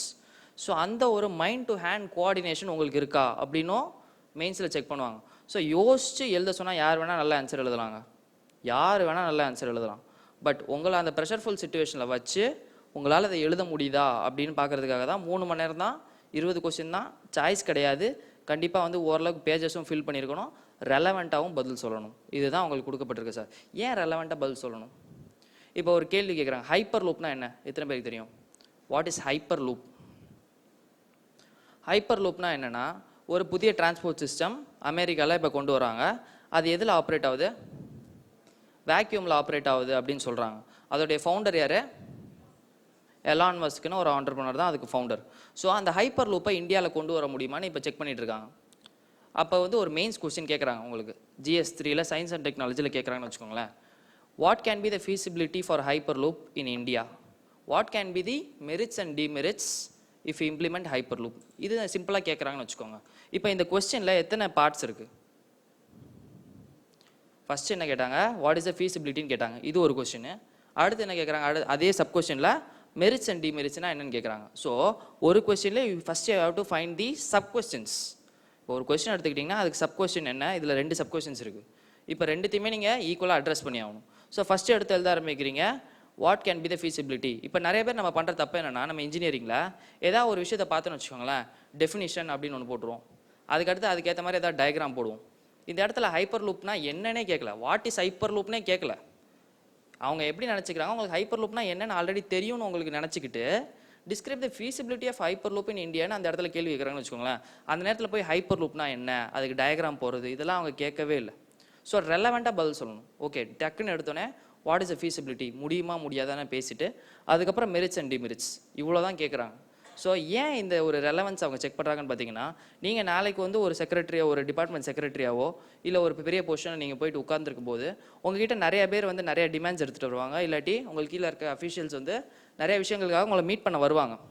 அவங்க எல்லாத்தையுமே போயிட்டு என்னப்பா நல்லா இருக்கியா, சாப்பிட்டியா அப்படின்னு பேசுகிறதுக்குலாம் உங்களுக்கு டைம் இருக்காது. வந்தோடனே சொல்லு என்ன விஷயம், ஓகே முடியலையா, அடுத்து என்ன, நீங்கள் எதுக்கு வந்திருக்கீங்க. இப்போ நிறைய IAS ஆஃபீஸர்ஸே போய் கேட்டிங்கன்னா உள்ளே நீங்கள் வந்து அவங்க கேட்டு தட்டி நீங்கள் உள்ளே போனீங்கன்னா என்ன விஷயம், எதுக்கு வந்திருக்கீங்க அப்படி தான் கேட்பாங்க. வாங்க எப்படி இருக்கீங்க, டீ சாப்பிட்டீங்களா, என்ன அப்படிலாம் கேட்க மாட்டாங்க. அவங்களுக்கு டைம் இருக்காது பேசிக்காக. ஸோ பேசிக்காக ரெலவெண்ட்டாக அவங்களால பதில் சொல்ல முடியுதா அப்படின்னு பார்க்குறதுக்காக தான் இந்த மெயின்ஸ் எக்ஸாமினேஷன் வச்சுருக்காங்க. ஸோ இந்த ஒரு சின்ன புரிதல் நமக்கு இருந்தால் ஸோ இதை வந்து யாருமே பெருசாக அவங்களுக்கு சொல்லித்தரது கிடையாது. பட் பேசிக்காக எனக்குமே யாருமே சொல்லித்தரல. பேசிக்காக அப்சர்வ் பண்ண விஷயங்கள் தான் இதெல்லாம். எதுக்காக இந்த எக்ஸாமினேஷன் இப்படி நடக்குது, இவ்வளோ கஷ்டப்பட்டு படித்தாலுமே நிறைய பேர் அதை கிளியர் பண்ண முடியாது, ஏன் கிளியர் பண்ண முடியல அப்படின்னு யோசிச்சப்போ தான் இந்த பேசிக்காக வந்து உங்ககிட்ட இருந்து உங்கள் நாலேஜை இந்த எக்ஸாம் பெருசாக எதிர்பார்க்கல. நாலேஜ் எதிர்பார்க்குறாங்க, ஒரு 50% எதிர்பார்க்குறாங்க. அதை தவிர்த்து இந்த ப்ரிலிம்ஸ்க்கும் சரி, இந்த மெயின்ஸ்க்கும் சரி, இன்டர்வியூக்கும் சரி சில ஸ்கில்ஸ் தேவைப்படுது. முன்னாடியே சொன்ன மாதிரி ப்ரிலிம்ஸ்க்கு அந்த 4 செட் ஆஃப் ஸ்கில்ஸும், மெயின்ஸில் பேசிக்கான லாங்குவேஜ் ஸ்கில். ஏன்னா நீங்கள் எழுதி ஆகணும், என்ன தான் உங்களுக்கு தெரிஞ்சாலுமே தப்பு இல்லாமல் உங்களுக்கு எழுத தெரிஞ்சால் தான் உங்கள் பேப்பரை வச்சு தான் உங்களுக்கு மார்க் வரப்போகுது. ஸோ ஒரு பேசிக்கான ஒரு லாங்குவேஜ் ஸ்கில், மற்றவங்களுக்கு புரிகிற மாதிரி. பெருசாக இங்கிலீஷ் ஒக்காபுலரிலாம் தேவை கிடையாது. பேசிக்காக மற்றவங்களுக்கு புரியணும் நீங்கள் எழுதுறது, அந்தளவுக்கு இருந்தால் போதும். பேசிக்கான லாங்குவேஜ் ஸ்கில். அடுத்து சொன்ன மாதிரி ஒரு விஷயத்தை அனலைஸ் பண்ணக்கூடிய திறன். இப்போ நீங்கள் ரஃபேலே நடக்குதுன்னா நீங்கள் ஒரு நல்ல சீரியஸ் ஆஸ்பிரண்ட்டாக இருந்து ஒரு 7-8 மாதம் தொடர்ந்து நியூஸ் பேப்பர் படிச்சுட்டு இருந்தீங்கன்னா உங்களுக்கே அந்த நியூஸ் பேப்பர் பார்த்தா தெரியும், ஓகே இது ஃபேக் நியூஸு, இது பெய்ட் நியூஸு அப்படின்ற விஷயத்தும் தெரியும். தனி ஒருவனில் சொல்லுவாங்க, தனி ஒருவன் படம் பார்த்துருப்பீங்க எல்லாருமே, இதுக்கும் அதுக்கும் இன்டர் கனெக்ஷன் இருக்குது அப்படின்னு சொல்லுவாங்கள்ல, அந்த விஷயத்த உங்களால் கண்டிப்பாகவே பண்ண முடியும். நல்லா வந்து புரிஞ்சு படிச்சிங்கன்னா, நல்லா வந்து கிளாரிட்டியோட படிச்சிங்கன்னா நியூஸ் பேப்பர் எடுத்து பார்த்தாலே தெரியும், இது ஃபேக் நியூஸு, இது பெய்ட் நியூஸு, இது எக்ஸாமுக்கு உதவும், இது எக்ஸாமுக்கு உதவாது அப்படின்றத உங்களால் கண்டிப்பாக அனலைஸ் பண்ண முடியும். ஸோ ஒரு விஷயத்த அனலைஸ் பண்ண முடியுதான்றத 2வது விஷயமா உங்ககிட்ட பார்க்குறாங்க. 3வது விஷயம் சொன்ன மாதிரி ரெலவெண்ட்டாக பேசுகிறீங்களா, ரெலவெண்ட்டாக உங்களுக்கு ஆன்சர்ஸ் தெரியுதா. 4வது விஷயம் ரிசோர்ஸ் மேனேஜ்மெண்ட். உங்களுக்கு இருக்கிற நாலேஜ் வச்சு உங்களால் ரிசோர்ஸஸ் மேனேஜ் பண்ணி உங்களால் ப்ரொவைட் பண்ண முடியுதா ஆன்சர்ஸ். இவ்வளோ தாங்க மெயின்ஸு. இது வந்து ஜென்ரல் ஸ்டடீஸ்க்கு. ஆப்ஷனல்ஸில் உங்களை என்னங்க செக் பண்ணுறாங்க. இப்போ நான் வந்து தமிழ் லிட்ரேச்சர் படித்தேன். இப்போ எனக்கு அசாம் கொடுக்குறாங்கன்னா தமிழ் லிட்ரேச்சர்னால என்ன யூஸ், நான் அசாம் கேட்டரில் போடுறாங்க, வாட்ஸ் த யூஸ், கவர்மெண்ட்டுக்கு என்ன யூஸ் நான் தமிழ் லிட்ரேச்சர் படித்ததில். நிறைய பேர் ஆந்த்ரோபாலஜி, பப்ளிக் அட்மினிஸ்ட்ரேஷன் எல்லாமே வித்தியாசமாக படிப்பீங்க. எதுக்கு உங்களை ஆப்ஷனல் ஒரு சப்ஜெக்ட் படிக்க வைக்கணும். எனிஒன், எதுக்கு யூபிஎஸ்சி ஆப்ஷனல்ன்ற ஒரு சப்ஜெக்ட் வச்சுருக்காங்க. ஸோ பேசிக்காக பார்த்தீங்கன்னா இன்றைக்கி நீங்கள் கிளியர் பண்ணி ஐஏஎஸ்ஸாகவே இருக்கீங்க அப்படின்னா இன்றைக்கி உங்களை எஜுகேஷனில் போடலாம், திடீர்னு நாளைக்கு அக்ரிகல்ச்சருக்கு ட்ரான்ஸ்ஃபர் பண்ணலாம், அடுத்து உமன் டெவலப்மெண்ட்டில் போடலாம். ஸோ ஒரு விஷயத்தையும் போயிட்டு நீங்கள் ரொம்ப வந்து டைம் இருக்காது கற்றுக்கிறதுக்கு. ஒரு ஷார்ட் ஸ்பேன் ஆஃப் டைமில் யூ ஷுட் ஸ்பெஷலைஸ். அந்த டிபார்ட்மெண்ட்டில் என்னென்ன விஷயங்கள் இருக்குது அதை ஈஸியாக நம்ம அப்சர்வ் பண்ணி கிராஸ் பண்ணால் தான் நீங்கள் மற்றவங்களை அந்த டிபார்ட்மெண்ட்டில் வேலை வாங்க முடியும். ஸோ ஒரு விஷயத்தை ஒரு ஷார்ட் ஸ்பேன் ஆஃப் டைமில் நீங்கள் ஸ்பெஷலைஸ் பண்ணணும். அதுக்கான ஒரு பயிற்சி தான் ஆப்ஷனல் சப்ஜெக்ட். இதை தான் அந்த ஒரு விஷயத்தை நான் இப்படி தான் பார்க்குறேன். ஏன்னு கேட்டிங்கன்னா உங்களுக்கு ஒரு 6 months தான் இருக்கும் இந்த ஆப்ஷனல் ப்ரிப்பரேஷனுக்கு. இப்போ ஏதோ ஒரு இருக்கிறீங்க ஆந்த்ரோபாலஜின்னு ஒரு விஷயம் எடுக்கிறீங்க. இப்போ நானே இருக்கேன்னு வச்சுக்கோங்க, நான் இன்ஜினியரிங் தான் படித்தேன். இன்ஜினியரிங்கும் தமிழ் லிட்ரேச்சருக்கும் சம்மந்தமே கிடையாது. பட் ஆனால் ஒரு பேசிக் இன்ட்ரெஸ்ட் இருக்குது. அந்த ஒரு இன்ட்ரெஸ்ட் வச்சுக்கிட்டு ஒரு 4-5 மாதத்தில் தமிழ் லிட்ரேச்சர் போர்ஷன் படித்து அதோடைய ப்ரோஸ் அண்ட் கான்ஸ் புரிஞ்சுக்கிட்டு, இதுக்கு முன்னாடி எப்படி கேட்டிருக்காங்க, இது இனிமேல் எப்படி மாறலாம் அப்படின்றத ஒரு புரிஞ்சுக்கிட்டு நம்ம அதுக்கேற்ற மாதிரி தயாராகும். ஒரு 4 to 5 months தயாராகி அந்த காம்படிஷனுக்கு ரெடி ஆகும். ஸோ இந்த ஒரு பேசிக்கான ஒரு விஷயம் நமக்கு புரியணும். ஆப்ஷனலில் உங்கள் நாலேஜ், திருப்பி சொல்கிறேன், நாலேஜெல்லாம் செக் பண்ணல, ஒரு விஷயத்தை ஒரு ஷார்ட் ஸ்பேன் ஆஃப் டைமில் ஸ்பெஷலைஸ் பண்ணுறீங்களா அப்படின்றத உங்களை ஆப்ஷனலில் செக் பண்ணுறாங்க. ஸோ ஆப்ஷனல் வந்து டிசைடிங் ஃபேக்டராகவே எப்போவுமே இருந்துகிட்டே இருக்குது. ஆப்ஷனல் ரிமூவ் பண்ணுறாங்களா இல்லையா அப்படின்னு நிறைய விஷயங்கள் இப்போ பேசிகிட்டே இருக்காங்க தொடர்ந்து. பட் ஆனால் அடுத்த வருஷம் கண்டிப்பாக ஆப்ஷனல் இருக்கும். அடுத்த வருஷம் யார் அப்பியர் ஆகுறீங்களோ, so please start preparing for your optional. Optional கண்டிப்பாக நல்லா படிங்க. அது வந்து எப்போவுமே ஒரு டிசைடிங் ஃபேக்டராக இருக்குது. ஸோ இந்த டைம் நான் சர்வீஸ் வாங்கியிருக்கேன், இவ்வளோ கொஞ்சம் டாப் ரேங்க் 100க்குள்ளே பிரேக் பண்ணி வந்திருக்கேன்னா முக்கியமான காரணம் எனக்கு தமிழ் லிட்ரேச்சர் தான். ஸோ அதுக்கு நான் வந்து தமிழ் லிட்ரேச்சருக்கு தான் இந்த இடத்துல தேங்க்ஸ் சொல்லணும். ஏன்னு கேட்டிங்கன்னா நான் 330 வாங்கியிருக்கேன் ஆப்ஷனில் அவுட் ஆஃப் 500. ரீசெண்ட் இயர்ஸில் தமிழ் லிட்ரேச்சர் ரொம்ப நல்லா பெர்ஃபார்ம் பண்ணாமல் இருந்தது. So this year it has performed well, Tamil literature especially. So நான் இதுலேருந்து நான் என்ன சொல்ல வரேன்னா, உங்களுக்கு ஒரு ஆப்ஷனில் பிடிச்சி எடுங்க, பிடிக்காமல் ஒரு ஆப்ஷனில் எடுக்காதீங்க. இப்போ ட்ரெண்ட்ஸ் வந்து மாறிட்டே தான் இருக்கும். தொடர்ந்து வந்து இந்த வருஷம் நல்லா ஆந்த்ரோபாலஜி பெர்ஃபார்ம் பண்ணிகிட்டு இருக்கு, அடுத்த வருஷமே பெர்ஃபார்ம் பண்ணாமல் போகலாம். ஒரு 2-3 வருஷத்துக்கு முன்னாடி ஜாகிரஃபி நல்லா பெர்ஃபார்ம் பண்ணிட்டு இருந்துச்சு. இப்போ பார்த்தீங்கன்னா போன வருஷம்லாம் பயங்கரமான அடி ஜாகிரஃபிக்கு. இப்போ பொலிட்டிக்கல் சயின்ஸ்லாம் நார்மலாக பெர்ஃபார்ம் பண்ணிட்டு இருக்கு. ஸோ இதோடைய ட்ரெண்ட் இப்படி தான் போயிட்டு வருஷம் மாறிக்கிட்டே இருக்கும் ட்ரெண்டு. ஸோ அந்த ட்ரெண்டை பற்றி ரொம்ப அதிகமாக கவலைப்படாதீங்க. உங்களுக்கு ஒரு ஆப்ஷனல் சப்ஜெக்ட் பிடிச்சிருக்குன்னா அதை எடுத்து படிங்க. சீனியர்ஸ்கிட்ட இருந்து கைடன்ஸ் எடுத்துக்கோங்க. எப்படின்னா நீங்கள் இதை பண்ணீங்க, கிளியர் பண்ண கேண்டிடேட்ஸ் போய் கேட்டுட்டு எப்படி இதை பண்ணீங்க, இல்லை இது நீங்கள் எப்படி ஸ்பெஷலாக ஒர்க் பண்ணலாம் அப்படின்ற விஷயத்த நீங்கள் தொடர்ந்து ஒர்க் பண்ணிங்கன்னா ஆப்ஷனல் சப்ஜெக்டே உங்களுக்கு நிறைய மார்க்ஸ் வாங்கி கொடுத்துரும். அதுக்கப்புறம் இன்னொரு பேப்பர் என்ன இருக்குது, எஸ்ஏன்னு ஒரு பேப்பர் இருக்குது. எஸ்ஏன்ற பேப்பரில் பார்த்தீங்கன்னா நான் வந்து ப்ரிலிம்ஸ் கிளியர் பண்ணுற வரைக்கும் எனக்கு எஸ்ஏனா எனக்கு என்னன்னே தெரியாது. எஸ்ஏ நான் எழுதி பார்த்ததே கிடையாது. பட் இருந்த ஒரு 80 to 90 டேஸில் தான் அந்த எஸ்ஏக்கான ப்ரிப்பரேஷனில் நான் இறங்கினேன். பேசிக்கான ஒரு அண்டர்ஸ்டாண்டிங் நமக்கு தேவை. எஸ்ஏல நம்மளை என்ன செக் பண்ணுறாங்க, திருப்பி கேள்வி கேட்டு பார்க்கணும். ஸோ எஸ்ஏல பார்த்தீங்கன்னா 2 எஸ்ஏ எழுதணும் இந்த ஸ்பேன் ஆஃப் 3 hours. ஒரு எஸ்ஏக்கு 125 மார்க்ஸ். ஸோ 2 எஸ்ஏக்கு 250 மார்க்ஸ். ஸோ நீங்கள் மினிமம் வந்து பார்த்தீங்கன்னா ஒரு 20 to 22 பக்கம் தான் நீங்கள் எழுத போகிறீங்க. ஒரே ஒரு லைன் தான் கொடுப்பாங்க எஸ்ஏல. அதாவது செக்ஷன் ஏ 4 எஸ்ஏ கொடுத்துருவாங்க, செக்ஷன் பி 4 எஸ்ஏ கொடுத்துருவாங்க. செக்ஷன் ஏலேருந்து ஒரு எஸ்ஏவும் செக்ஷன் பிலேருந்து ஒரு எஸ்ஏவும் நீங்கள் சூஸ் பண்ணி எழுதணும். இப்போது 2 எஸ்ஏ தாங்க எழுதணும். எழுத முடியுமா? ஈஸியாக எழுத முடியுமா? ஒரே ஒரு லைன் தான் கொடுத்துருப்பாங்க, ஒரே ஒரு லைன். போன டைம்னா பார்த்தீங்கன்னா destiny of a nation is shaped in its classrooms. இதை பற்றி ஒரு 1000 to 1200 வார்த்தைகளுக்கு எஸ்ஏ எழுதுங்கன்னு கேட்டிருந்தாங்க. முடியுமா? முடியுமா? முடியாதாங்க? முடியும். இன்ஜினியர்ஸால் முடியும் கண்டிப்பாக. எதையுமே இன்ஜினியர்ஸால் கண்டிப்பாக பண்ண முடியும். ஏன்னு கேட்டிங்கன்னா நம்மளாம் ஒன்றுமே தெரியாமல் ஒரு 42 பக்கம் வந்து எழுதிட்டு வருவோம். ஸோ இன்ஜினியர்ஸால் எல்லாமே முடியும். ஸோ எழுதுறது மேட்ரு கிடையாது, பட் ரெலவெண்ட்டாக எழுதணும். அதை முன்னாடியே நம்ம மெயின்ஸில் சொன்ன மாதிரி, ஜென்ரல் ஸ்டடீஸ் சொன்ன மாதிரி ரெலவெண்ட்டாக யூ ஷுட் ரைட். எஸ்ஏக்குன்னு ஒரு ஃபார்மேட் இருக்குன்னா அதை தெரிஞ்சுக்கிட்டு ஓகே அந்த ஒரு 10 பக்கமே அந்த ஒரு வரியை பற்றி தான் இருக்கணும்.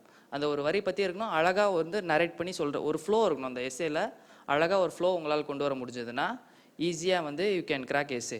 எஸ்ஏல அதிகமாக முடிஞ்ச அளவுக்கு இலஸ்ட்ரேஷன்ஸ் கொடுங்க. இப்போ destiny of a nation is shaped in its classroom அப்படின்னு அவங்க கொடுத்துருக்காங்க. இதுக்கு நம்ம எப்படி எழுதலாம் நான் இப்படி யோசிச்சப்ப இதில் பேசிக்காக அந்த destiny of a nation is shaped in its classroom இதில் என்னென்ன கீ வேர்ட்ஸ் இருக்குன்னு கண்டுபிடிக்கணும். Destiny, nation, shape, classrooms 4 keywords இருக்குது இதில். இந்த 4 கீவேர்ட்ஸ்லேருந்து you have to start asking questions.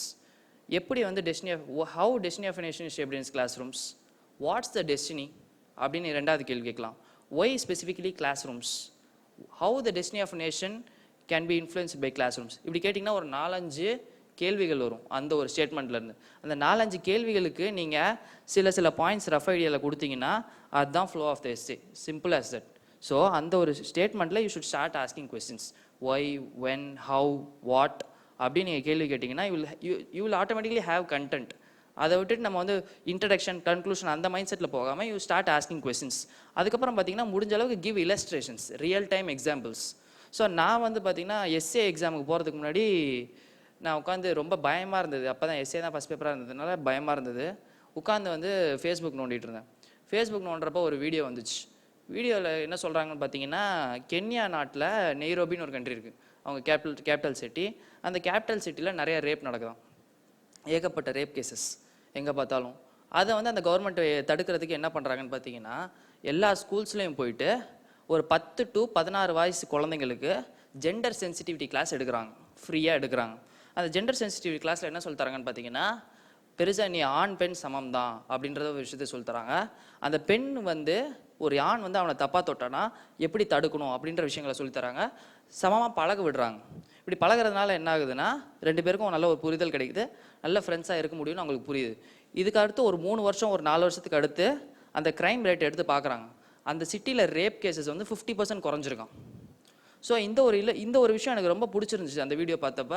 அடுத்த நாள் போயிட்டு நான் எக்ஸாமில் பார்க்குறேன், அதுக்கேற்ற மாதிரி ஒரு கொஸ்டினே வந்திருக்கு. ஓகே, ஒரு கிளாஸ் ரூமில் ஒரு விஷயம் அழகாக பண்ணுறாங்க, அந்த ஒரு விஷயம் பண்ணுறதுனால ஒரு 5 வருஷம் 4 வருஷத்துக்கு அடுத்து நாட்டில் ஒரு நல்ல ஒரு சேஞ்ச் வருது அப்படின்னு எனக்கு புரியுது.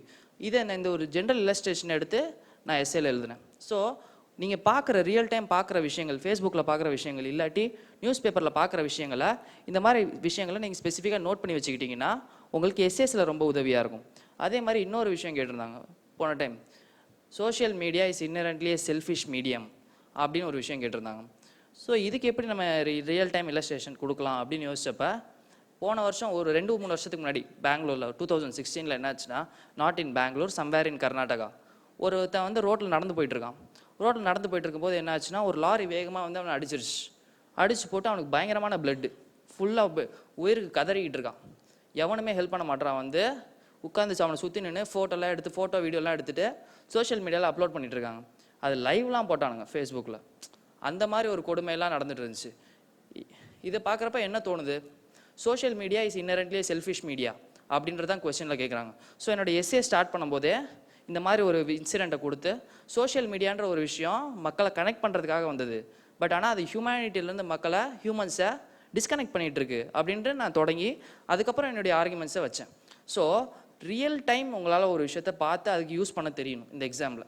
ஸோ உங்களுக்கு சுற்றி நடக்கிற விஷயங்கள், ஆசிஃபா கேஸாக இருக்கட்டும். இப்போ ஆசிஃபா கேஸ் நீங்கள் எடுத்துக்கிறீங்கன்னு வச்சுக்கோங்களேன். இது வந்து ஒரு எமோஷனலான கேஸ். எல்லாருக்குமே வந்து உங்களுக்கு எல்லாருக்குமே அழுக வந்திருக்கும். ஆசிஃபாவுக்கு இப்படி ஆயிடுச்சே, ஒரு சின்ன குழந்தை எப்படி. இப்போ ரீசெண்டாக அயனாவரத்தில் இதே கேஸ், இதே மாதிரி ஒரு கேஸ். ஸோ இதெல்லாம் நம்ம பார்க்குறோம், டெய்லி ஃபேஸ்புக்கில் பார்க்குறோம், அடுத்து நம்மளுடைய நியூஸ் ஃபீல்டில் வந்துகிட்டே இருக்குது, நியூஸ் பேப்பர்ஸில் வந்துகிட்டே இருக்குது. பார்த்துட்டு நம்ம என்ன பண்ணுறோம், அடுத்தடுத்து கடந்து போயிட்டே இருக்கோம். ஸோ நமக்கு இன்றைக்கி தோணுது, நாளைக்கு திருப்பி இன்னொரு ரேப் கேஸ் நடக்குது.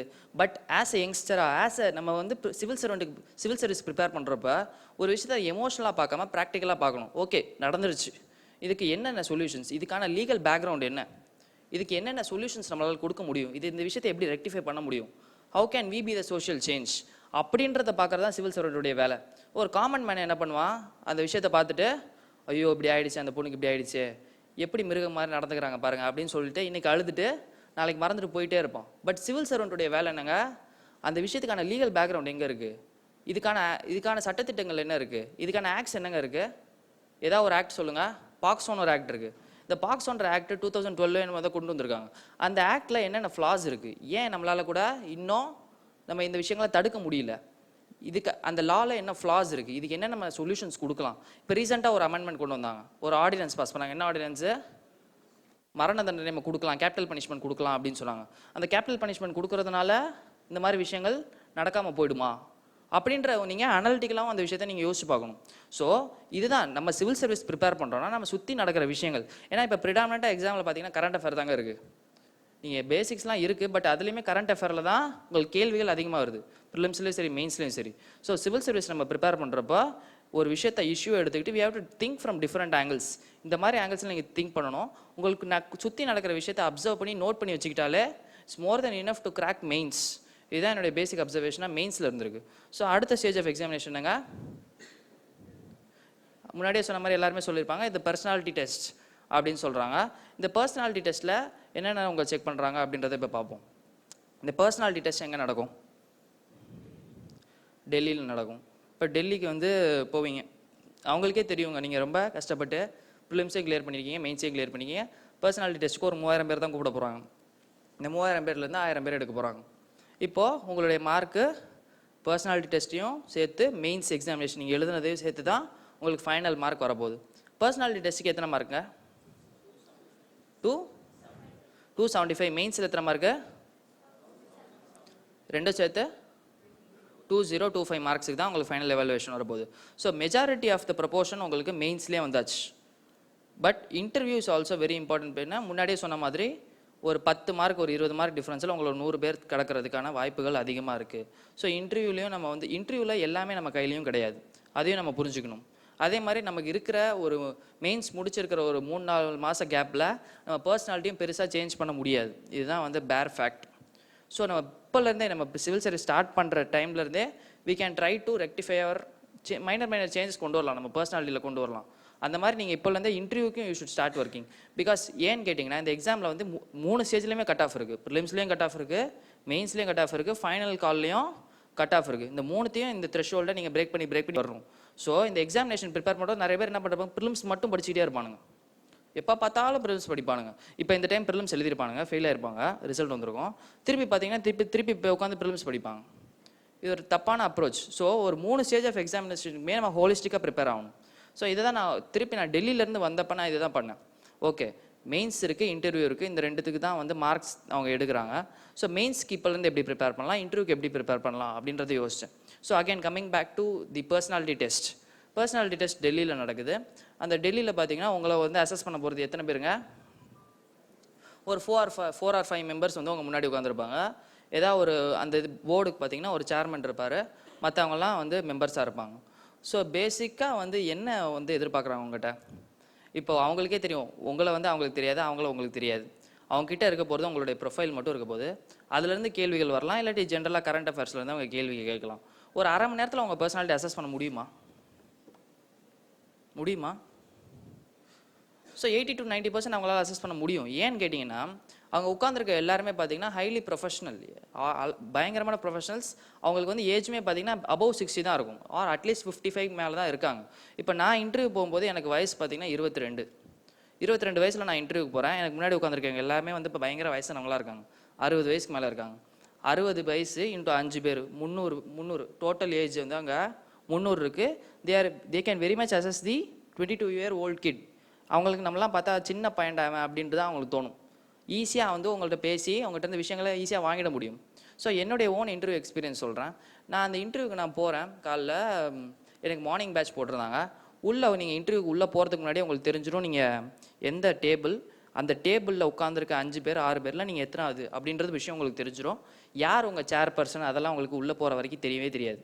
அந்த கதவை திறந்து உள்ளே போகிற வரைக்கும் உங்களுக்கு யாரும் தெரியாது. உங்களுக்கு டேபிள் நம்பர் சொல்லிடுவாங்க, உங்கள் கூட உட்கார போகிறவங்க யாருன்னு சொல்லிடுவாங்க. உள்ளே போனீங்கன்னா உங்களுக்கு நல்லா வந்து டாக்குமெண்ட்ஸ்லாம் செக் பண்ணுவாங்க. டாக்குமெண்ட்ஸ் செக் பண்ணிவிட்டு என்ன பண்ணுறாங்க, உங்களை அந்தந்த டேபிளில் கூட்டு போய் உட்கார வச்சுருவாங்க. ஒருத்தரும் போயிட்டு ஒரு 1/2 hour கழிச்சு வெளில வரவன்ட்டையும் இப்போ கேட்க முடியாது நீ எந்த போர்டுன்னு. அவனை அப்படியே கூட்டு போயிட்டு வேறு வழியாக அவனை வெளில அனுப்பிச்சி விட்ருவாங்க. திருப்பி அவன்கிட்ட போய் இன்ட்ராக்ட்லாம் நீங்கள் பண்ணுறதுக்கு வாய்ப்பே இருக்காது. ஸோ நீங்கள் உள்ளே அந்த போர்டை திறந்து உள்ளே போகிறதுக்கு உங்களுக்கு யார் போர்டுனே உங்களுக்கு தெரிய வாய்ப்பு கிடையாது. ஸோ நானும் உட்காந்துருக்கேன், தெரிஞ்சு போச்சு. என்னுடைய டேபிளில் நான் தான் கடைசி ஆள். அன்றைக்கி கடைசி ஆள்னால் எனக்கு கூப்பிட போகிறது 12:30 மேலே தான் கூப்பிட போகிறாங்க. 9 மணிக்கு இன்டர்வியூ ஸ்டார்ட் ஆச்சு. பட் எனக்கு தெரிஞ்சு போச்சு 12 மணிக்கு மேலே தான் என்னை கூப்பிட போகிறாங்கன்னு. ரொம்ப ப்ரெஷர்ஃபுல்லாக இருக்குது, எனக்கு பயங்கர ப்ரெஷர்ஃபுல்லாக இருக்குது. எல்லாருமே வந்து பார்க்க பெரிய ஆள் மாதிரி இருக்காங்க, ஒரு மாதிரி பதட்டமாகவே இருக்குது. 12:30 வரைக்கும் ஆயிடுச்சு. எனக்கு முன்னாடி இன்னொரு பையன் உட்காந்துருக்கான். 12:30 தான் அவனே கூப்பிட்றாங்க. இதுக்கப்புறம் நான் வேறு இருக்கேன். 12:30 போயிட்டு அவர் அப்படியே போயிட்டார் போல். கடைசியாக என்னை 1 மணிக்கு 1:05 என்னை உள்ளே கூப்பிட்டாங்க. 1:30 அவங்க இன்டர்வியூ க்ளோஸ் பண்ணி ஆகணும். உள்ளே இன்டர்வியூக்கு போனேன். இன்டர்வியூக்கு போனால் எனக்கு வந்து எடுத்தவர் ஃபார்மர் டெல்லி போலீஸ் கமிஷனர் எனக்கு வந்து இன்டர்வியூ பண்ணார். அப்புறம் பார்த்தீங்கன்னா எனக்கு வந்து ரேபிட் ஃபயர் மாதிரி போச்சு. எனக்கு ரேபிட் ஃபயர் மாதிரி தான் போச்சு. வேகமாக கேள்வி கேட்டாங்க, நானும் வேகமாக பதில் சொன்னேன். பட் எனக்கு தெரிஞ்சு போச்சு வெளில வந்தோடனே நல்லா பண்ணலை நான். ஏன்னா இங்கே இருக்க மார்க் இன்டர்வியூஸ்லாம் நான் நல்லா பண்ணியிருந்தேன். எல்லாருமே சொன்னாங்க நீ 200 மேலே வாங்கிடுவப்பா இன்டர்வியூவில், நல்லா பேசிட்டா, எல்லாமே பண்ணுற 200 மேலே கண்டிப்பாக வாங்கிடுவேன்னாங்க.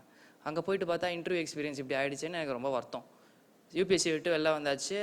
எனக்கு வீட்டுக்கு போகிறதுக்கே மனசு வரமாட்டேங்குது. என்னடா இது இவ்வளோ கஷ்டப்பட்டு வந்தாச்சு, மெயின்ஸும் நல்லா பண்ணியிருக்கோம், இன்டர்வியூவில் இன்னும் கொஞ்சம் நல்லா பண்ணியிருக்கலாமே அப்படின்னு தோணிகிட்டே இருந்துச்சு. ரொம்ப கஷ்டமாக இருந்துச்சு. சரின்ட்டு டெல்லியை ஒரு 2 நாள் சுற்றி பார்த்தேன். திருப்பி வீட்டுக்கு வந்தாச்சு. பட் ஆனால் அந்த வருத்தம் இருந்துகிட்டே இருந்துச்சு.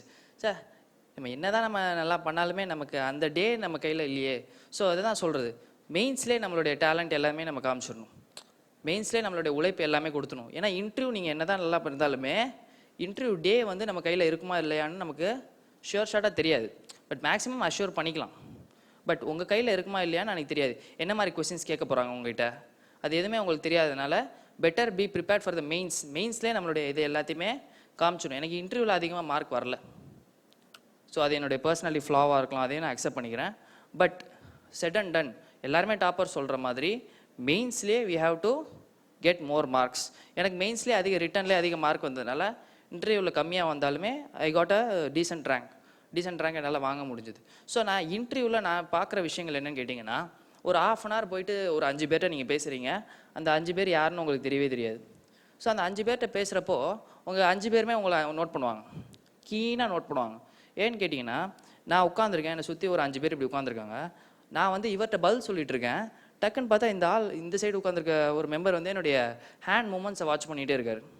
என்னுடைய ஹேண்டில் பதட்டம் இருக்கா, என்னுடைய லெக்ஸில் பதட்டம் இருக்கா அப்படின்னு வாட்ச் பண்ணுறாரு. எனக்கு அது வரைக்கும் பதட்டம் இல்லை, இப்படி பார்க்குறாருன்னு தெரிஞ்சோடனே எனக்கு ஒரு பதட்டம் வந்துருச்சு. ஸோ இந்த மாதிரி செம கீனாக வாட்ச் பண்ணுறாங்க உங்களை. உங்கள் ஐ மூமெண்ட்ஸ் எப்படி இருக்குது, உங்கள் பாடி லாங்குவேஜ் எப்படி இருக்குது, நீங்கள் வந்து பேசும்போது எதுவும் வளர்றீங்களா, இல்லை நீங்கள் ஹானஸ்ட்டாக தான் இருக்கீங்களா அப்படின்ற விஷயம் செக் பண்ணுறாங்க. ஒரு பேசிக் ஹியூமன் இன்ட்ராக்ஷன் உங்களால் பண்ண முடியுதா அப்படின்றத செக் பண்ணுறாங்க.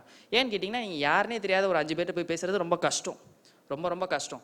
அந்த ஒரு கஷ்டமான விஷயத்தையே உங்களால் ஒரு ஹியூமன் இன்ட்ராக்ஷன் ஈஸியாக ரேப்போ பில்ட் பண்ணி ஒரு பர்பஸிவ் கான்வர்சேஷனாக எடுத்துகிட்டு போக முடியுதா அப்படின்னு பார்க்குறாங்க. அந்த ஒரு 5 பேர்கிட்ட பேசுகிறத ஒரு அழகான கான்வர்சேஷனாக உங்களால் எடுத்துகிட்டு போக முடிஞ்சா உங்களுக்கு அதிக மார்க் வந்துடும். இதுதான் வந்து ஒரு சிம்பிளான டெக்னிக். ஸோ எதுக்கு இதை பண்ணணும் அப்படின்னு கேட்டிங்கன்னா, நீங்கள் அட்மினிஸ்டர் பண்ண போகிறது எல்லாருமே ஹியூமன்ஸை தான் அட்மினிஸ்டர் பண்ண போகிறீங்க. வருஷம் டெய்லி பார்த்தீங்கன்னா ஒரு 100 பேர் நீங்கள் பார்க்க போகிறீங்க புதுசால. அவங்க எல்லாத்தையுமே வந்து நீங்கள் ஹியூமன்ஸ் தான். ஏன்னா கம்ப்யூட்டர்ஸ் அட்மினிஸ்டர் பண்ணுறது இஸ் வெரி ஈஸி. கம்ப்யூட்டரில் ஆன்டிவைரஸ் போட்டால் வைரஸை தூக்கிடலாம், எரர்னா எரர் காட்டிடும். இப்போ கூட லைவில் எரர் சொன்னாங்க, எரர் காட்டிச்சு ஈஸியாக. ஸோ இந்த மாதிரி அழகாக வந்து கம்ப்யூட்டர் போய் சொல்லாது. பட் ஹியூமன்ஸ் நம்ம எல்லாருமே வந்து கேடி பசங்க தான் ஒரு. ஸோ வந்து ஹியூமன்ஸ் அட்மினிஸ்ட் பண்ணுறது இட்ஸ் வெரி டிஃபிகல்ட். ஸோ அந்த ஒரு பேசிக்கான ஹியூமன் இன்ட்ராக்ஷன் உங்களுக்கு இருக்கா அப்படின்னு பார்க்கறதுக்காக தான் யாருனே தெரியாத ஒரு 5 பேர்ட்ட வைக்கிறாங்க. ஸோ அந்த ஒரு பேசிக் இன்ட்ராக்ஷன், ஒரு பர்பஸிவ் கான்வர்சேஷன் பில்ட் பண்ணிட்டீங்கனால it's more than enough. Second பார்த்தீங்கன்னா இன்டெகிரிட்டி. அதில் கொடுத்துருப்பாங்க இன்டெலெக்சுவல் அண்ட் மாரல் இன்டெகிரிட்டி உங்ககிட்ட செக் பண்ண போகிறேன் அப்படின்னு தெளிவாகவே யூபிஎஸ்சியே கொடுத்துருப்பாங்க. ஏன் வந்து இன்டெகிரிட்டி செக் பண்ணணும்? இப்போ இந்த எக்ஸாம் கிளியர் பண்ணி வர எல்லாருமே வந்து ஹானஸ்ட் ஆஃபீஸர்ஸாக இருக்காங்களா? இருக்காங்களா இல்லையாங்க? இருக்காங்களா? கண்டிப்பாக கிடையாது. அப்படிலாம் சொல்லவே முடியாது. இது வந்து இட்ஸ் ஃபுல் ப்ரூஃப் ப்ராசஸ்லாம் சொல்ல முடியாது. பட் இது கூட பண்ணலாட்டி எப்படி அப்படின்றத நம்ம பார்த்துக்கணும். ஸோ இப்போ என்ன பண்ணுறாங்க, நீங்கள் சொல்கிற விஷயங்கள்லேருந்து உங்களோட இன்டெகிரிட்டியை செக் பண்ணிடுவாங்க ஈஸியாக. நீங்கள் ஃபஸ்ட்டு ஒரு விஷயத்துக்கு தெரியலன்றீங்க, அப்புறம் தெரியலன்னு சொல்லிட்டே இருக்கீங்க, அப்புறம் அதே விஷயத்தை திருப்பி கேட்குற போது தெரியும் அப்படின்னு நீங்கள் சொல்லிட்டீங்கன்னா, நீங்கள் போய் சொல்கிறீங்கன்னு ஈஸியாக கண்டுபிடிச்சிடலாம்ல. ஈஸியாக கண்டுபிடிச்சிருவாங்க. ஸோ நீங்கள் அந்த நேரத்தில் நீங்கள் ஒரு 30 minutes you have to be very அது நேச்சுரலாக வரணும். ஏன்னா அவங்க அந்த நேரத்தில் வந்து ப்ரெஷர்ஃபுல் சுச்சுவேஷனில் நீங்கள் உட்காந்துருப்பீங்க. நீங்கள் போய் நடிக்கலாம்னு நினச்சா அதுக்கு அங்கே வாய்ப்பே கிடையாது. ஏன்னா உள்ளே போகிற வரைக்கும் நம்ம ஓகே நம்ம பக்காவாக ஒரு 1/2 hour நடிச்சுட்டு வந்துடலாம் அப்படின்னு நம்ம நினச்சிட்டு போனாலுமே it's not at all possible. அந்த ஒரு என்விரான்மெண்ட் அப்படி தான் இருக்கும். You cannot act. So basically அந்த ஒரு இன்டெகிரிட்டியை முன்னாடி இருந்தே நம்ம டெவலப் பண்ணி வச்சுருந்தோம்னா it's very easy. So first சொன்ன மாதிரி ஒரு பர்பஸிவ் கான்வர்சேஷன், ஒரு ஹியூமன் ரிலேஷன்ஷிப் உங்களால் பில்ட் பண்ண முடியுதா? செகண்ட் விஷயம் பார்த்தீங்கன்னா உங்களுக்கு ஒரு சோஷியல் அண்ட் மாரல் இன்டெகிரிட்டி இருக்கா அப்படின்றதையும் வந்து இன்டெலெக்சுவல் அண்ட் மாரல் இன்டெகிரிட்டி இருக்கான்றதையும் செக் பண்ணி உங்களுக்கு அந்த இடத்துல உங்களை எவாலுவேட் பண்ணி மார்க் போடுறாங்க. ஸோ பேசிக்கான ஒரு அந்த நேரத்தில் நீங்கள் போயிட்டு ஒரு விஷயத்துக்கு தெரியலன்னு சொல்கிறது தப்பு கிடையாது. இது நிறைய பேர் உங்கள்கிட்ட சொல்லியிருப்பாங்க. தெரியலன்னு சொல்லலாம், தெரியல சார் அப்படின்னு சொல்லிடலாம்.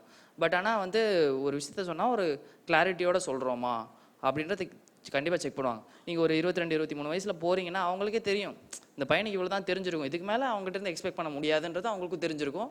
So it's very natural. அவங்க எல்லாருமே வெரி மெச்சூர்ட் பர்சனாலிட்டிஸாக இருப்பாங்க. ரொம்பலாம் அவங்ககிட்ட இருந்து ராக்கெட் சயின்ஸ்லாம் எதிர்பார்க்க மாட்டாங்க. இந்த பையனால் வந்து நாளைக்கு போயிட்டு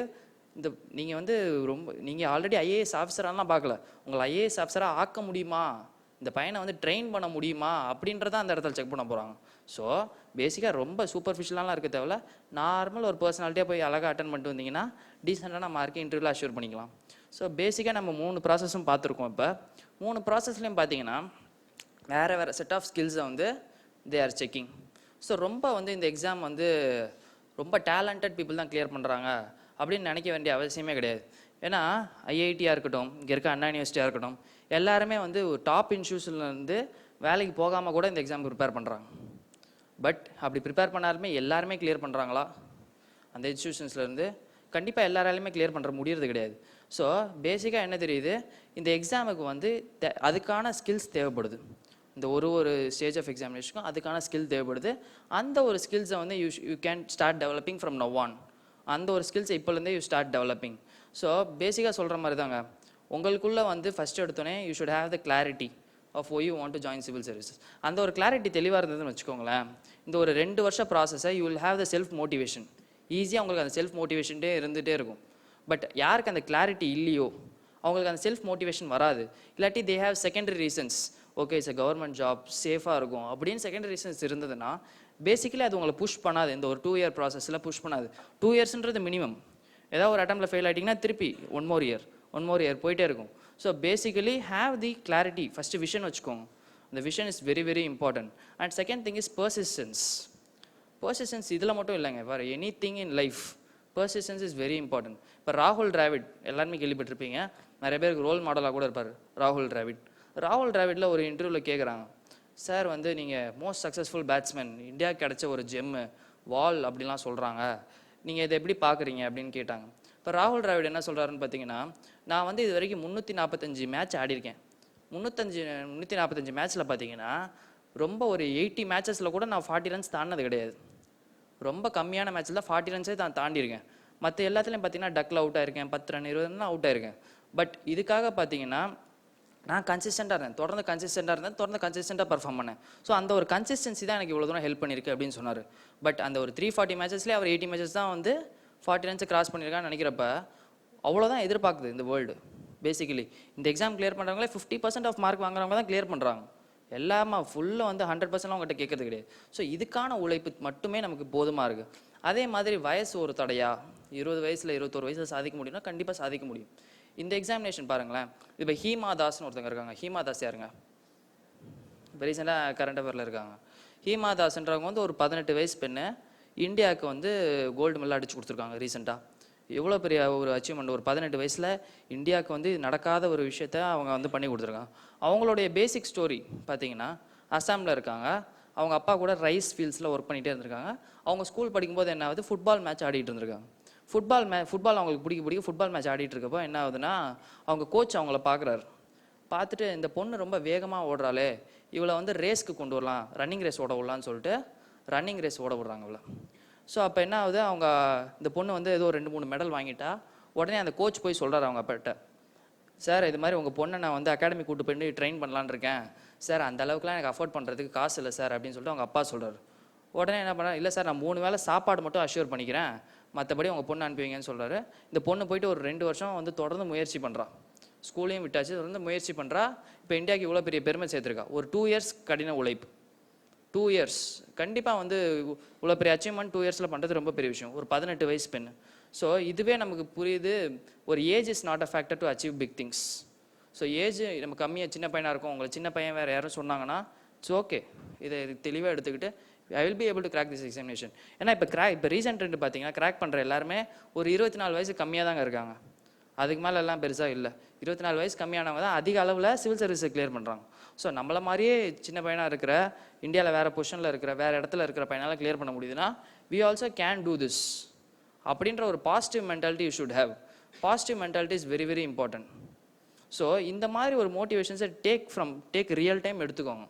ரியல் டைம் எடுத்துட்டு be consistent in your preparation. முன்னாடியே சொன்ன மாதிரி don't depend on any one particular institute. Institutes or guidance we should accept. But real guidance is நம்ம முன்னாடி கிளியர் பண்ணியிருக்கவங்க ரியல் கைடன்ஸ். அதே மாதிரி பார்த்தீங்கன்னா each one has their own strategy. Develop your own strategy. Don't go behind topper strategy. இப்போ நானே உங்ககிட்ட நான் என்ன படித்தேன்றதை நான் சொல்லவே இல்லை. பேசிக்காக என்னென்ன தேவைப்படுதுன்றதை நான் சொல்லியிருக்கேன். இப்போ என்னுடைய ஸ்ட்ராட்டஜியே போய் நீங்கள் ஆன்லைனில் வேறு எங்கேயுமே படிச்சிங்கன்னா அதை ஃபாலோ பண்ண வேண்டிய அவசியமே கிடையாது. ஏன்னா please go and develop your own strategy. That is very very important. So basically இவ்வளோ தான். இந்த ப்ராசஸுக்கு தேவைப்படுற விஷயங்கள் இவ்வளோ தான். நீங்கள் வேறு எதுவும் கொஸ்டின்ஸ், ஸ்பெசிஃபிக்கான கொஸ்டின்ஸ் எதுவும் இருந்தால் என்கிட்ட கேட்கலாம்.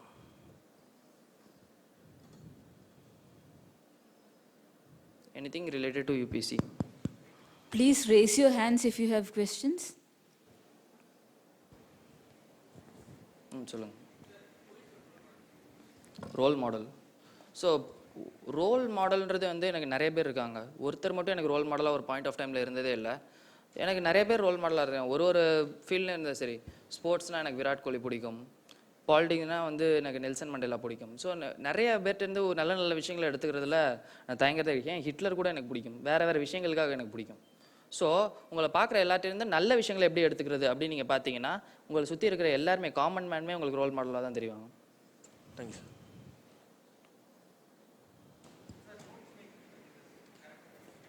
Notes making, current affair. So பேசிக்காக நான் பண்ணுறப்போ கரண்ட் அஃபேருக்கு ப்ரிலிம்ஸுக்குன்னு ஒரு நோட்ஸ் வச்சுருந்தேன். அதுக்கப்புறம் பார்த்தீங்கன்னா மெயின்ஸுக்கு இருக்கிற 4 ஜென்ரல் ஸ்டடீஸ் பேப்பருக்கு தனித்தனி நோட் வச்சுருந்தேன். ஸோ என்ன பண்ணுவேன்னா ப்ரிலிம்ஸ்லேருந்து எதாவது நம்ம டெய்லி நம்ம நியூஸ் பேப்பரில் வந்து ப்ரிலிம்ஸ் ஃபேக்ட்ஸ் எதாவது பார்க்குறோன்னு கேட்டிங்கன்னா அதை வந்து நோட் பண்ணி வச்சுட்டே வருவேன். அந்த நோட்டில் ப்ரிலிம்ஸ் நோட்டில் அதில் வந்து டிவிஷன்ஸ்லாம் வச்சுக்க மாட்டேன். என்விரான்மெண்ட் அப்பெல்லாம் டிவிஷன் வச்சுக்க மாட்டேன். தொடர்ந்து நான் டேட்டு போட்டு நோட் பண்ணிகிட்டே வருவேன். மெயின்ஸுக்கு பார்த்தீங்கன்னா GS 1, 2, 3, 4 4 நோட்டு. அந்த 4 நோட்லேயும் அந்த syllabus, part of the syllabus எடுத்துக்கிட்டு அதில் வந்து பார்த்தீங்கன்னா ஐ யூஸ் டு அந்த இப்போ இஷ்யூஸ் ரிலேட்டட் டு பாவர்ட்டி அப்படின்னு செகண்ட் பேப்பரில் இருக்குன்னு வச்சுக்கோங்களேன். அந்த இஷ்யூஸ் ரிலேட்டட் டு பாவர்ட்டின்னு போட்டு I will leave some 4 to 5 pages. 4 to 5 pages விட்டு என்ன பண்ணுவேன், ரொம்ப ரியலாக அதுக்கு தேவைப்படுற அந்த சிலபஸுக்கு ரிலேட்டடான விஷயங்களை நோட் பண்ணிகிட்டே வருவேன். ஸோ ஒரு வருஷம் கழிச்சு பார்த்தீங்கன்னா you will have some unique notes with you.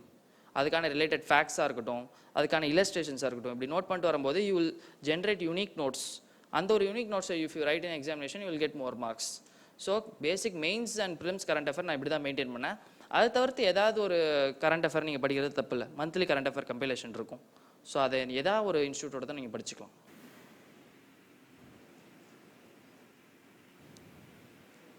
சொல்லுங்கள். நான் ஏன் ஐஏஎஸ் ஆகணும்னு நினச்சேன்.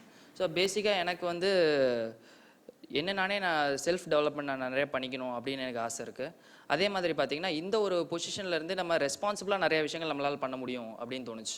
சின்ன வயசுலேயே நிறைய ரெஸ்பான்சிபிலிட்டி எடுத்துக்கணும் அப்படின்னு எனக்கு ஒரு ஆசை இருந்தது. அதுக்கு இந்த கெரியர் ரொம்பவே வந்து ஹெல்ப்ஃபுல்லாக இருக்கும் அப்படின்னு நினச்சேன். So I chose civil services. Anything else சொல்லுங்கள்.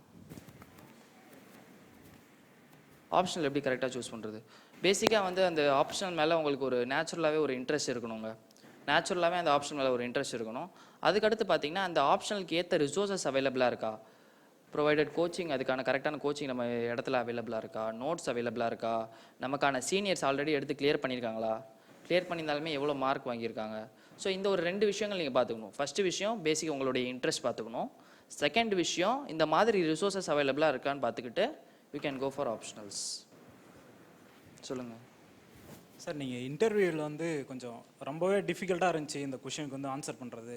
ஆனால் நான் இருந்தாலும் மேனேஜ் பண்ணி நான் சொன்னேன் அப்படின்ற மாதிரி ஏதாவது ஒரு கொஷின் இருந்தால் சொல்லுங்கள் அப்படின்னு சில கொஷின்ஸ். ஒரு கொஸ்டின் என்ன கேட்டாங்கன்னு பார்த்தீங்கன்னா சிச்சுவேஷன் பேஸ்டாக கேட்டாங்க.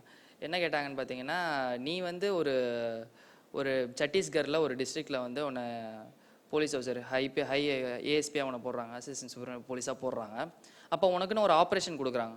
என்ன ஆப்ரேஷன் பார்த்தீங்கன்னா, 10 நக்சலைட்ஸ் வந்து ஒரு கிராமத்துக்கு நடுவில் தங்கியிருக்காங்க.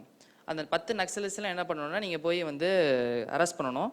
இல்லை அரெஸ்ட் பண்ண முடியலாட்டி அவங்கள எலிமினேட் பண்ணணும். இதுதான் உங்களுக்கு கொடுக்கப்பட்டிருக்க டாஸ்க். நீங்கள் அந்த கிராமத்தை நோக்கி உங்கள் படையை எடுத்துகிட்டு, உங்கள் ஃபோர்ஸ் எடுத்து, போலீஸ் ஃபோர்ஸ் எடுத்துகிட்டு போகிறீங்க. நீங்கள் என்ன பண்ணுறீங்க, அந்த கிராமத்தை இது பண்ணோடனே அங்கே இருக்கிற ஒரு 500 ட்ரைபல்ஸ் என்ன பண்ணுறாங்க, அந்த கிராமத்துக்குள்ளே உங்களை நுழைய விட மாட்டுறாங்க. சுற்றி நின்றுக்கிட்டாங்க, நுழைய விட மாட்டுறாங்க. நீங்கள் என்ன பண்ணுவீங்க அப்படின்னு கேட்டாங்க. Tell me the series of steps you will take அப்படின்னோடனே ஒரே ஃபேக்சுவல் பேஸ்ட் கொஸ்டின்ஸாக கேட்டுருந்தாங்க. திடீர்னு இப்படி கேட்டோன்னே எனக்கு என்ன சொல்கிறதுன்னு தெரியல. சார் வந்து நான் அவங்ககிட்ட first we will try to talk sir அப்படின்னா. என்ன பேசுவீங்க அப்படின்னு கேட்டாங்க. என்ன இல்லை சார், நம்ம எதுக்கு உண்மையிலே வந்திருக்கோம், நம்ம இந்த மாதிரி விஷயங்கள் பண்ணுறதுனால அவங்களுக்கு என்ன நன்மைகள் அப்படின்னு சொல்லி புரிய வைப்பேன் சார். அவங்ககிட்டலாம் நீங்கள் பேசுகிறதெல்லாம் கேட்க மாட்டாங்க அப்படின்னாங்க. அவங்க கவுண்டர் கொடுத்துக்கிட்டே இருந்தாங்க. நான் வந்து இதுக்கு நான் வந்து ரியாக்ட் பண்ணுறேன், அவங்களாம் நீங்கள் சொல்கிறதெல்லாம் கேட்க மாட்டாங்க அப்படின்னாங்க. இல்லை சார், வேறு வழி கிடையாது, நம்ம பேசி புரிய வைக்கிறோம். ஓகே, அவங்க பேசி நீங்கள் கலைஞ்சி போராட்டம் பண்ணுறாங்க, சுட்டுருவீங்களா அப்படின்னு கேட்டாங்க. கண்டிப்பாக வந்து இப்படி சுடலாம் முடியாது சார். ஏன்னா நம்ம human life is very precious. நம்ம வந்து உள்ளே இருக்கவங்கள தான் வந்து நம்ம பிடிக்க வந்திருக்கோமே தவிர இவங்கெல்லாம் சிவிலியன்ஸ் தான். சிவிலியன்ஸுக்கு நம்ம பேசிக்காக புரிய வைக்கணும், பேசி புரிய வைக்கணும். புரிய வச்சுட்டு சரி நீங்கள் புரிய வச்சிட்டீங்க, அடுத்து என்ன பண்ணுவீங்க அப்படின்னு கேட்டாங்க. உள்ள இன்ஃபார்மர் செட் பண்ணணும் சார். எடுத்தோடனே ஆப்ரேஷன் போக முடியாது. ஃபஸ்ட்டு அங்கே இருக்கிற சிவிலியன்ஸ்லாம் எவாக்குவேட் பண்ணணும். அந்த இடத்துலேருந்து எவாக்குவேட் பண்ணிவிட்டு நம்ம பெரிமீட்டர் செட் பண்ணணும், செக்யூரிட்டி பெரிமீட்டருக்குள்ளே நம்ம கேமரா செட் பண்ணணும், இன்ஃபார்மர்ஸும் செட் பண்ணணும் அவங்களுடைய ஆப்ரேஷன்ஸை நோட் பண்ணுறதுக்கு. சரி அடுத்து என்ன பண்ணுவீங்க அப்படின்னு கேட்டாங்க. அடுத்து வந்து நம்ம வந்து வார்னிங் கொடுக்கணும் சார். வார்னிங் கொடுங்க, அவங்கள வந்து சரண்டர் ஆகிறதுக்கு நம்ம வார்னிங் கொடுக்கணும். எடுத்தோடனே ஃபோர்ஸ் யூஸ் பண்ண முடியாது. சரி வார்னிங் கொடுத்துட்டீங்க, இது பண்ணலன்னா டேரெக்டாக நம்ம சுற்ற வேண்டியதா சார் அப்படின்னு. ஓகே அப்படின்னு சொன்னாங்க. அதுக்கு அடுத்து இன்னொரு கேள்வி கேட்டாங்க. என்ன கேள்வி கேட்டிங்கன்னா, சரி நீங்கள் ஒரு ஐபிஎஸ் ஆஃபீஸர், உங்களை வந்து கேப்டிவாக பிடிச்சி வச்சுட்டாங்க நக்சலைட்ஸ், எப்படி தப்பீங்கன்னு கேட்டாங்க. சார் திருப்பி போய் பேசுவேன் சார் அவங்ககிட்ட. என்னப்பா நீ நீ சொல்கிறதெல்லாம் கேட்க மாட்டாங்கப்பா அப்படின்னாரு. அதுக்கடுத்து சார் பக்கத்தில் என் கூட வேறு யாராவது பிடிச்சி வச்சுருக்காங்க பார்ப்பாங்க, அவங்க கூட உட்காந்து பிளான் பண்ணுவேன் சார். அதெல்லாம் பண்ண முடியாது அப்படின்னாரு. அதுக்கடுத்து எனக்கு என்ன சொல்கிறேன்னு தெரியலங்க. அந்த இடத்துல அப்படியே சிரிச்சுக்கிட்டே இருந்தேன். சரி அடுத்த கொஸ்டின் அப்படின்ட்டாங்க. ஸோ இந்த மாதிரி சில கொஸ்டின்ஸ்க்கு நீங்கள் ஆன்சர் பண்ணலாம் ப்ரெசன்ஸ் ஆஃப் மைண்ட் வச்சு, சில கொஸ்டின்ஸ்க்கு ஆன்சர் பண்ண முடியாது. வேற என்னங்க?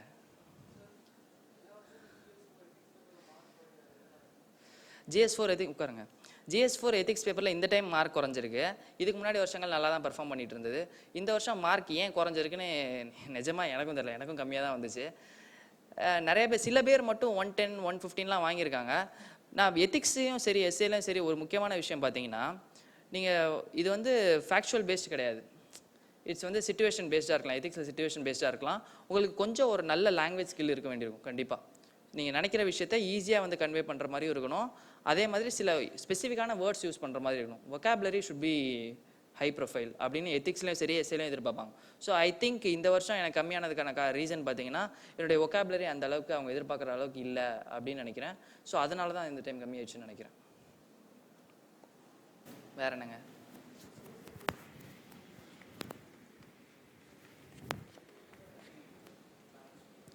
ஓகே, ஸோ மல்டிபிள் சப்ஜெக்ட்ஸ் இருக்குது. மல்டிபிள் சப்ஜெக்ட்ஸுக்குமே பார்த்தீங்கன்னா நம்ம ப்ரிலிம்ஸும் சரி மெயின்ஸ்க்கும் சரி இன்டகிரேட்டட் ப்ரிப்பரேஷன் தான். சில இது மட்டும் வேரி ஆகும். இன்டர்னல் செக்யூரிட்டின்ற ஒரு விஷயம், எத்திக்ஸ்ன்ற ஒரு விஷயம், இந்த மாதிரி சில சப்ஜெக்ட்ஸ் மட்டும் மெயின்ஸுக்கு மட்டும் ஸ்பெசிஃபிக்காக எக்ஸ்க்ளூசிவாக இருக்கும். மற்றபடி பார்த்தீங்கன்னா எல்லாமே காமனாக தான் இருக்கும். ஸோ அதுக்கு ஃபஸ்ட்டு பார்த்தீங்கன்னா என்சிஆர்டிஸ் ஃபஸ்ட்டு விஷயம் படிச்சிடணும். அதுக்கடுத்து பார்த்தீங்கன்னா ஒரு சப்ஜெக்ட்டுக்கும் ஒரு ரெஃபரன்ஸ் புக் மட்டும் வச்சுக்கிட்டா போதும். ஒரே ஒரு ரெஃபரன்ஸ் புக். எக்கனாமிக்ஸ்னா ரமேஷ் சிங், பாலிட்டினா லக்ஷ்மிகாந்த், அதுக்கப்புறம் பார்த்தீங்கன்னா பிரீஃப் ஹிஸ்ட்ரி ஆஃப் மாடர்ன் இந்தியானா அது மாடர்ன் இந்தியாவுக்கு ஒரே ஒரு reference book for each subject. Internal செக்யூரிட்டினா ஒரு book, internal challenges to internal security by Ashok Kumar IPS.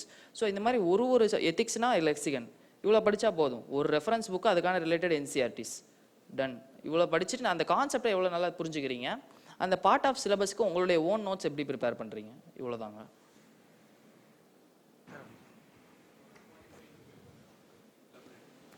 Sir கேட்கல.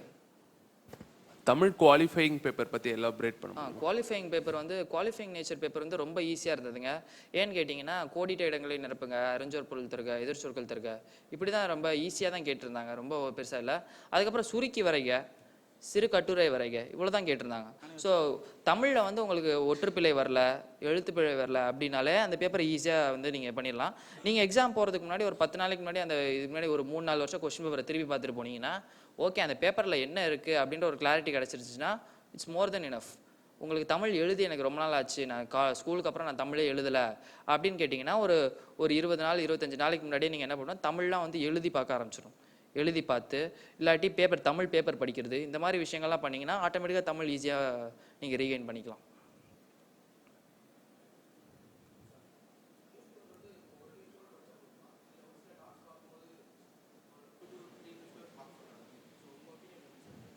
ஸோ நான் என்னை பொறுத்த வரைக்கும் ஒரு நியூஸ் பேப்பர் படித்தாலுமே போதும், ஒரே ஒரு நியூஸ் பேப்பர் படித்தா போதுமா இருக்கும்னு நான் நினைக்கிறேன். அதை தவிர்த்து உங்களுக்கு அந்த மாதிரி வேலைகளை இன்ஸ்டியூட்ஸே பண்ணி கொடுத்துட்றாங்க.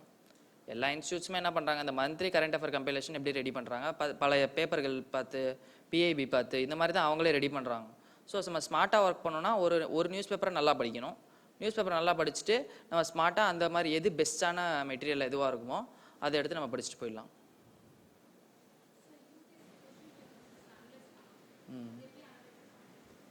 யூபிஎஸ்சி கொஸ்டின்ஸ் நல்ல கேள்விங்க. யூபிஎஸ்சி கொஸ்டின்ஸ் எப்போவுமே நமக்கு ரிப்பீட் ஆகாதுன்னு நமக்கு நல்லா தெரியும். அனலைஸ் பண்ணணும் அப்படின்னு கேட்டிங்கன்னா இப்போது நம்ம சொன்னோம்ல, இது மாதிரி வந்து எப்படி வந்து ஒரு கொஸ்டின் எடுத்துக்கிட்டோன்னா அதுலேருந்து என்ன மாதிரி எலிமினேட் பண்ணலாம், எந்தெந்த ஆப்ஷன்ஸை எலிமினேட் பண்ணலாம். அதுக்கப்புறம் பார்த்தீங்கன்னா அந்த ப்ரிலிம்ஸ் கொஸ்டின்ஸ்லாம் வந்து என்னென்ன மாதிரி கேள்விகள் கேட்குறாங்க அப்படின்னு நம்ம பார்க்கலாம். இப்போ ப்ரீவியஸ் இயர் கொஸ்டின் எடுத்துக்கிறீங்க, ப்ரீவியஸ் இயர் ஜாகிரஃபி கொஸ்டின்ஸில் எடுத்து பார்க்குறீங்கன்னு வச்சுக்கோங்களேன். அதில் வந்து ரிவர்ஸு அதுக்கப்புறம் பார்த்தீங்கன்னா வேலிஸ் அப்படின்னு மேட்ச் த ஃபாலோயிங் கொடுத்துருக்காங்க. ஸோ நீங்கள் என்ன பண்ணணும்னா என்சிஆர்டிஸே படிக்க தொடங்குறதுக்கு முன்னாடி ப்ரீவியஸ் இயர் கொஸ்டின் பேப்பர் எடுத்து பார்க்கணும். எடுத்து பார்த்தீங்கன்னா ஓகே ஜாகிரஃபினா ரிவர்ஸ் வேலிஸ் நம்ம படிக்கணும், அதுக்கப்புறம் மவுண்டன்ஸ் ரிலேட்டட் கொஸ்டின்ஸ் கேட்டிருக்காங்க, அதுக்கப்புறம் வந்து லாட்டிடியூட் லாங்கிடியூட் கொஸ்டின்ஸ் கேட்டிருக்காங்க அப்படின்னு நமக்கு அந்த கொஸ்டின் பேப்பரை பார்த்தா தான் தெரியும். என்ன டைப் ஆஃப் கொஸ்டின் பார்க்கணும், கொஸ்டினே பார்க்கக்கூடாது. What is a type of question they have asked அப்படின்னு அந்த டைப் ஆஃப் கொஸ்டின்ஸ்லாம் வந்து ஒரு பேப்பரில் நோட் பண்ணி வச்சுக்கணும். ஜாகிரஃபியில் இந்த மாதிரி டைப் ஆஃப் கொஸ்டின்ஸ் இருக்குது, ஹிஸ்ட்ரியில் இந்த மாதிரி டைப் ஆஃப் கொஸ்டின்ஸ் இருக்குது, நோட் பண்ணி வச்சுக்கிட்டிங்கன்னா நீங்கள் ஜாகிரஃபி படிக்கும்போது படிக்க ஆரம்பிக்கும் முன்னாடி இந்த டைப் ஆஃப் கொஸ்டின்ஸ் எடுத்து பக்கத்தில் வச்சுக்கணும். பக்கத்தில் வச்சுக்கிட்டு நீங்கள் படிச்சிங்கன்னு வச்சுக்கோங்களேன், உங்களுக்கு தெரியும் ஓகே என்சிஆர்டியில் இதுதான் வந்து இம்பார்ட்டன்ட் பாயிண்ட்டு, உடனே அதை மார்க் பண்ணிக்கணும். அதுக்கடுத்து நீங்கள் எதாவது வேறு நியூஸ் பேப்பர் படிக்கினா ஓகே இது நம்ம எக்ஸாமுக்கு யூஸ் ஆகுன்றது உங்களுக்கு தெரியும். ஸோ இப்படி தான் நம்ம ரெலவெண்ட்டாக படிக்க முடியும்.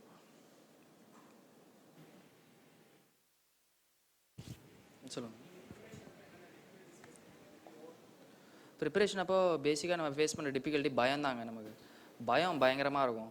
ஏன்னா நம்ம ஒரு அன்சர்டனான விஷயத்துக்கு ப்ரிப்பேர் பண்ணுறோன்றதே வந்து பயமாக இருக்கும். நீங்கள் அந்த ஒரு பயத்தை நம்ம மீறி வரணும்னா நம்ம செல்ஃப் மோட்டிவேஷன் ரொம்பவே அதிகமாக இருக்கும். அந்த ஒரு செல்ஃப் மோட்டிவேஷனை தேடுறது தான் எனக்கு ரொம்ப வந்து கஷ்டமான ஒரு விஷயமா இருந்தது. ஏன்னு கேட்டிங்கன்னா சுற்றி இருக்கிற எல்லாருமே நிறைய பேர் டிஸ்கரேஜ் பண்ணாங்க. ஏன்னா நீ வேலைக்கும் போகல, அது மாதிரி வந்து உட்காந்து ஒரு ப்ரிப்பேர் பண்ணிருக்க, வேறு எக்ஸாமுக்கும் எழுத மாட்டுற அப்படின்றப்போ அந்த ஒரு நமக்குள்ளே ஒரு பயம் இருந்தது. ஏன்னா நம்ம ஃப்ரெண்ட்ஸ் எல்லாருமே வந்து வெளிநாடு போயிட்டுருக்காங்க, ஜிஆர்இ படித்து வெளிநாடு போகிறாங்க, இல்லாட்டி பெரிய பெரிய கம்பெனிஸில் ஒர்க் பண்ண போகிறாங்க. நம்ம ஒரு அன்சர்டனான விஷயத்துக்கு ப்ரிப்பேர் பண்ணிருக்கோமேன்ற ஒரு பயம் இருந்தது. அந்த பயத்தை நான் எப்படி ஓவர் கம் பண்ணேன்னா use to watch a lot of biography movies நிறையா பார்ப்பேன். பயோகிராஃபி மூவிஸ் இப்போது எம்எஸ் தோனி படம் பார்க்குறது, இல்லாட்டி வந்து சச்சின் ஒரு படம் வந்து சச்சின் படம், மேரி கோம் படம், இந்த மாதிரி அம்பேத்கர் படம், இவங்களுடைய வாழ்க்கை வரலாறு பயோகிராஃபி மூவிஸ் உங்களுக்கு தெரியும்னு நினைக்கிறேன் எல்லாருமே. இங்கிலீஷில் ஹிந்தியில் நிறையவே வருது, பாக் மில்கா பாக், இது மாதிரி நிறைய மூவிஸ் வந்து பார்க்குறப்ப என்ன தோணுதுன்னா நமக்கு எல்லாருமே வந்து ஒரு நார்மல் பொசிஷன், ரொம்ப ஹம்பிள் பொசிஷனில் இருந்தால் வந்து மேலே வந்திருக்காங்க அப்படின்ற ஒரு மோட்டிவேஷன் நமக்கு கிடைக்கிது. ஸோ அப்படி பார்க்குறப்ப என்ன ஆகுதுன்னா நமக்கு ஒரு நல்ல மோட்டிவேஷனாக இருக்கும். ஒரு சண்டே ஈவினிங் உட்காந்து இந்த மாதிரி மூவிஸை பார்ப்பேன். சண்டே ஈவினிங் இதுக்குன்னே ஒதுக்கிடுவேன், படிக்க மாட்டேன். சண்டே மத்தியானத்துக்கு மேலே படிக்க மாட்டேன். இந்த மாதிரி உட்காந்து மூவிஸ் பார்க்குறப்போ நமக்கு நல்லா வந்து மோட்டிவேஷனும் கிடைக்கும். அவங்களுடைய ஹிஸ்ட்ரி வந்து பார்த்திங்கன்னா மோஸ்ட் ஆஃப் த டைம் இந்த மாதிரி அம்பேத்கர், அதுக்கப்புறம் காந்தி, இந்த மாதிரி படம் பார்க்கும்போது என்னென்னா ஹிஸ்ட்ரி சப்ஜெக்ட்ஸையும் கொஞ்சம் நமக்கு கவர் ஆகும். ஸோ எனக்கு ஒரு டியூவல் பெனிஃபிட்டாக இருந்தது. அதுக்கப்புறம் இன்னொரு விஷயங்கள் பார்த்திங்கன்னா ரொம்ப இதாக ஃபீல் ஆச்சுன்னா ஏதாவது வெளியில் போயிட்டு கிரிக்கெட் விளையாடுறது, இல்லாட்டி பார்த்தீங்கன்னா ஏதாவது ஜாகிங் போகிறது, இந்த மாதிரி நீங்கள் ஃபிசிக்கலாக அவங்கள ஃபிட்டாக வச்சுக்கிட்டிங்கன்னா it gives more of confidence. நீங்கள் எதோ கேட்டிங்க சார்? உங்கள் 1 year preparation schedule, time schedule எப்படி மேனேஜ் பண்ணீங்க சார் ஸ்டடீஸ்? ஸோ என்னுடைய டைம் ஷெட்யூல் எப்படி இருந்ததுன்னா ஃபஸ்ட் எடுத்தோடனே வந்து ப்ரிலிம்ஸ்க்கு வந்து என்னுடைய டைம் ஸ்கெடியூல் இங்கே சூட் ஆகாதுன்னு நினைக்கிறேன். நான் ஐடியலாக எது இருக்கும் அப்படின்னு சொல்லிட்டு யோசிச்சு சொல்கிறேன். ஃபஸ்ட்டு எடுத்தோடனே இப்போது நீங்கள் இப்போ ஜூலையில் இருக்கீங்கன்னா ஜூலை, ஆகஸ்ட், செப்டம்பருக்குள்ளே you should finish the basic books, பேசிக்கான ரெஃபரன்ஸ் புக்ஸ், என்சிஆர்டி புக்ஸை you should finish it. Finish பண்ணிட்டு அந்த செப்டம்பருக்கு அப்புறம் என்ன பண்ணணும்னா ஆன்சர் ரைட்டிங் ப்ராக்டிஸ் தொடங்கணும்.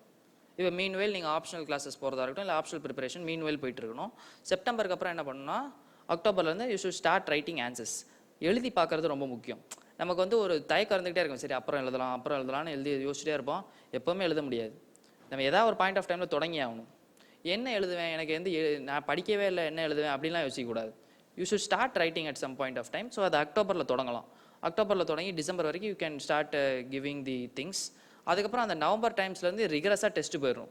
நவம்பர் மிட்லேருந்து ப்ரிலிம்ஸ்க்கான டெஸ்ட் எடுக்க ஆரம்பிச்சிடணும். ப்ரிலிம்ஸ்க்கான வாரத்துக்கு ஒரு டெஸ்ட் எடுத்துக்கிட்டே இருந்தீங்கன்னா உங்களுக்கு ஒரு கிளாரிட்டி கிடச்சிக்கிட்டே இருக்கும். So at the end of January எண்ட்லேருந்து ரிகரஸாக டெஸ்ட் எடுக்கணும்.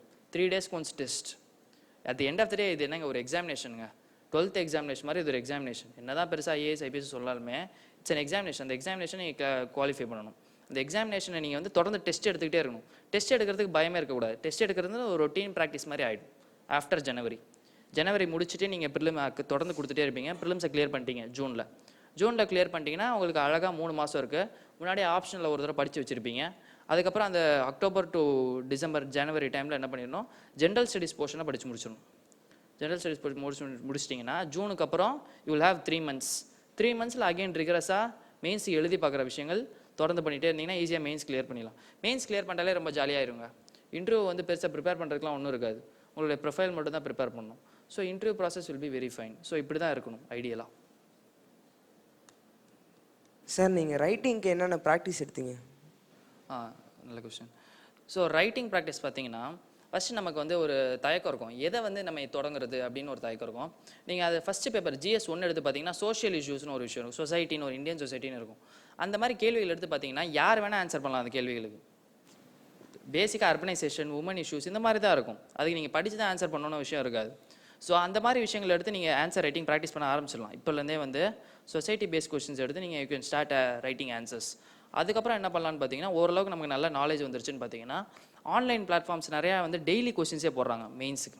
இப்போ இன்சைட்ஸ்னு ஒரு சைட் இருக்குது. அந்த இன்சைட்ஸில் ஒரு செக்யூர்னு ஒரு இனிஷியேட்டிவ் போடுறாங்க. அதில் வந்து டெய்லி மெயின்ஸ் கொஸ்டின்ஸ் போடுறாங்க. அந்த மெயின்ஸ் கொஸ்டின் எடுத்து என்ன பண்ணலாம்னா ஒரு ஸ்கிரிப்லிங் பேட் வச்சுக்கணும். ஸ்கிரிப்லிங் பேட் வச்சுக்கிட்டு அந்த கொஸ்டினை பார்க்குறீங்கன்னா அழகாக ஓகே இதெல்லாம் நான் எழுத போகிறேன் ஸ்கிரிபிள் பண்ணணும். ஃபுல்லாலாம் எழுத தேவையில்ல. இஃப் யூ ஸ்டார்ட் ஸ்கிரிப்லிங்னோ உங்களுக்கு ஆட்டோமேட்டிக்காக அந்த திங்கிங் வந்து ஆட்டோமேட்டிக்காக ஜென்ரேட் ஆக ஆரம்பிச்சிடும். கொஸ்டினை பார்க்குறீங்க டக்குன்னு எப்படி ஆன்சர் பண்ணுறது, இந்த ஒரு மென்டாலிட்டி உங்களுக்கு you can start doing it. ஏதாவது ஒரு 2 கொஸ்டின் டெய்லி எழுதி பார்க்கணும். டெய்லிலாம் எழுதுறது கஷ்டங்க, எனக்கே ரொம்ப கஷ்டமாக தான் இருக்கும். டெய்லிலாம் எழுதி பார்க்க முடியாது. அட்லீஸ்ட் ஒரு 3 days ஒன்ஸ் வந்து நீங்கள் எழுதி பார்க்கணும். மற்றபடி அந்த கொஸ்டின்ஸை பார்த்து ஜஸ்ட் ஸ்டார்ட் ஸ்கிரிபிள் பண்ண ஆரம்பிச்சாலே you will get the flow. Sir Tamil லிட்ரேச்சரில் உங்கள் அதிகமாக ஸ்கோர் பண்ணுறது எப்படி மார்க்? ஸோ தமிழ் லிட்ரேச்சரில் முக்கியமான ஒரு விஷயம் பார்த்தீங்கன்னா மற்ற சப்ஜெக்ட்ஸ் ஆப்ஷனல் சப்ஜெக்ட்ஸ் என்ன டிஃப்ரென்ஸ்னு பார்த்தீங்கன்னா மற்ற ஆப்ஷனல் சப்ஜெக்ட்ஸில் நம்ம ஜென்ரல் ஸ்டடீஸ் மாதிரி இப்போ ஜாகிரஃபி, ஆந்திரபோது ஒரு விஷயம் ஃபேக்ட் படிப்போம், ஃபேக்ட் இல்லாட்டி ஒரு இன்ஃபர்மேஷன் படிப்போம். அதை நம்ம அழகாக ஜென்ரல் ஸ்டடீஸ் மாதிரி ரீப்ரொடியூஸ் பண்ணால் மார்க் வந்துடும்.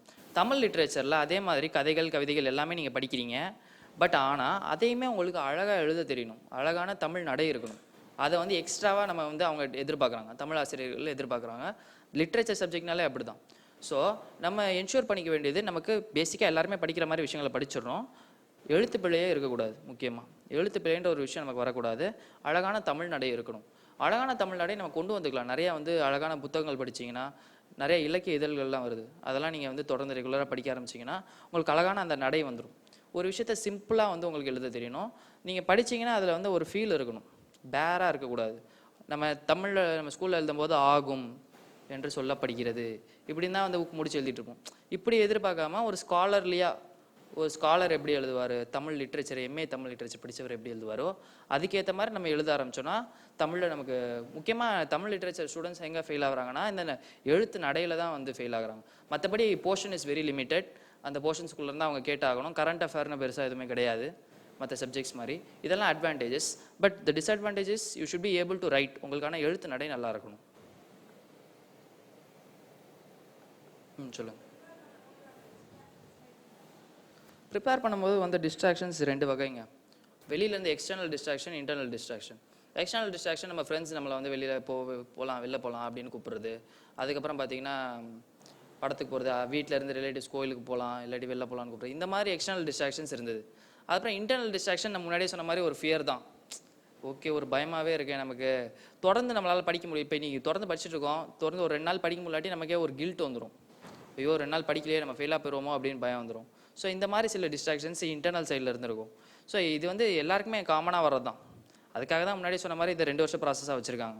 ஸோ இந்த டிஸ்ட்ராக்ஷன்ஸ்லேயும் மீறி உங்களுக்கான வந்து ஒரு டாஸ்க்கு நீங்களே செட் பண்ணிக்கணும். வீக்லி டாஸ்க் செட் பண்ணணும். நான் வந்து டெய்லி டாஸ்க்ஸ்லாம் வச்சுக்க மாட்டேன், வீக்லி டாஸ்க் வச்சுப்பேன். வீக்லி இந்த போர்ஷனை முடிக்கணும், இந்த டெஸ்ட் எழுதணும், இதுதான் என்னுடைய வீக்லி டாஸ்க். ரொம்ப என்னையை போட்டு ப்ரெஷர்லாம் பண்ணிக்க மாட்டேன். டெய்லி இவ்வளோ நேரம் படிக்கணும், காலைல இப்போ எந்திரிக்கணும், இப்போ சாப்பிட்ணும், அப்படிலாம் கிடையாது. என்னுடைய ஃபஸ்ட்டு ப்ரையாரிட்டி இந்த வீக்லி டாஸ்க். மற்றதெல்லாம் அதுக்கு அடுத்ததான். எனக்கு எப்போ பிடிக்குதோ சாப்பிடுவேன், எப்போ தூங்கிடுவேன், இல்லை எப்போ படத்துக்கு போகணும்னு நினைக்கிறோம் எப்போ படத்துக்கு போயிடுவேன். தனியாக கூட நான் படத்துக்கு போவேன். ஸோ என்னென்னா எனக்கு இந்த வீக்லி டாஸ்க் எப்படியாவது முடிச்சிடணும். மற்றது என்னுடைய பாடி மைண்ட் எல்லாத்தையுமே அதுக்கேற்ற மாதிரி ஃப்ரீயாக விட்டேன்னா உங்களுடைய 100% எஃபிஷியன்சி உங்களால் கொண்டு வந்துட முடியும். ஸோ டிஸ்ட்ராக்ஷன்ஸ் பற்றி ரொம்ப கவலைப்பட தேவையில்ல. But you should B steadfast that you are able to finish this weekly task.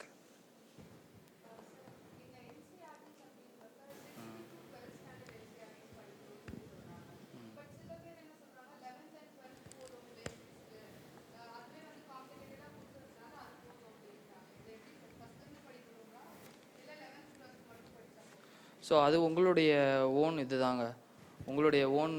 உங்களுக்கு வந்து ஹிஸ்ட்ரி ஜியாகிரஃபி வந்து 11th 12th படித்தாலே எனக்கு புரியுது அப்படின்னு நினச்சிங்கன்னா 11th 12th படித்தா போதும். பட் ஆனால் ஒரு பேசிக்கான ஒரு கான்செப்ட் எனக்கு புரியணும் அப்படின்னு கேட்டிங்கன்னா ஒரு 6th படிக்கிறது. பட் சயின்ஸ் சப்ஜெக்ட் பொறுத்த வரைக்கும் நீங்கள் 6th படிக்கணும். 6th to 10th கண்டிப்பாக படிக்கிறோம். மற்ற சப்ஜெக்ட்ஸாக இருக்கட்டும், இப்போ எதுக்கு நீங்கள் என்சிஆர்டி படிப்பீங்க, எக்கானமிக்கு படிப்பீங்க, ஹிஸ்ட்ரிக்கு படிப்பீங்க, ஜியாகிரஃபிக்கு படிப்பீங்க, வேற என்ன படிப்பீங்க? வேற பாலிடிக்ஸ், அது வந்து 11th 12th படித்தாலே போதும் பாலிடிக்ஸு. ஸோ இந்த ஒரு 3 சப்ஜெக்ட், ஹிஸ்ட்ரி, ஜியாகிரஃபி, எக்கனாமிக்ஸ், இந்த 3த்துமே காம்ப்ரஹென்சிவாக 11th 12th என்சிஆர்டிஸே இருக்குது. பட் அந்த 11th 12th என்சிஆர்டிஸை ரொம்ப டீப்பாக படிக்கணும். எப்படி கேட்டாலுமே ஆன்சர் பண்ணுற மாதிரி படிக்கணும். That's very very important.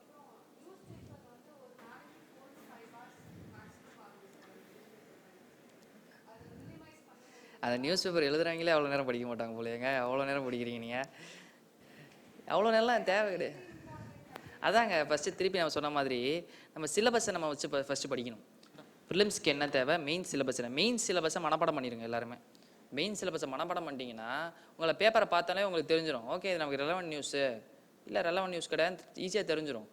முன்னாடியே how to read Hindu news பேப்பர்னு அடித்து பார்த்தீங்கன்னா நிறையா வருங்க. How to read Hindu news பேப்பர்னு ஃபஸ்ட்டு நீங்கள் போய்ட்டு அடிங்க, கூகுளில் போட்டிருப்பாங்க அழகாக தெளிவாக வந்து ஏதோ ஒரு வெப்சைட்டோ இல்லாட்டி இதில் போட்டிருப்பாங்க. என்னென்ன நியூஸ் படித்தா போதும்னு பார்த்துக்கோங்க. சிலபஸை ஃபஸ்ட்டு மனப்பாடம் பண்ணிட்டீங்கன்னா உங்களுக்கு தெரிஞ்சிடும். இந்த நியூஸ் படிக்கலாம், இந்த நியூஸ் 40 மினிட்ஸ்க்கு மேலே படிக்கவே கூடாதுங்க நியூஸ் பேப்பர்.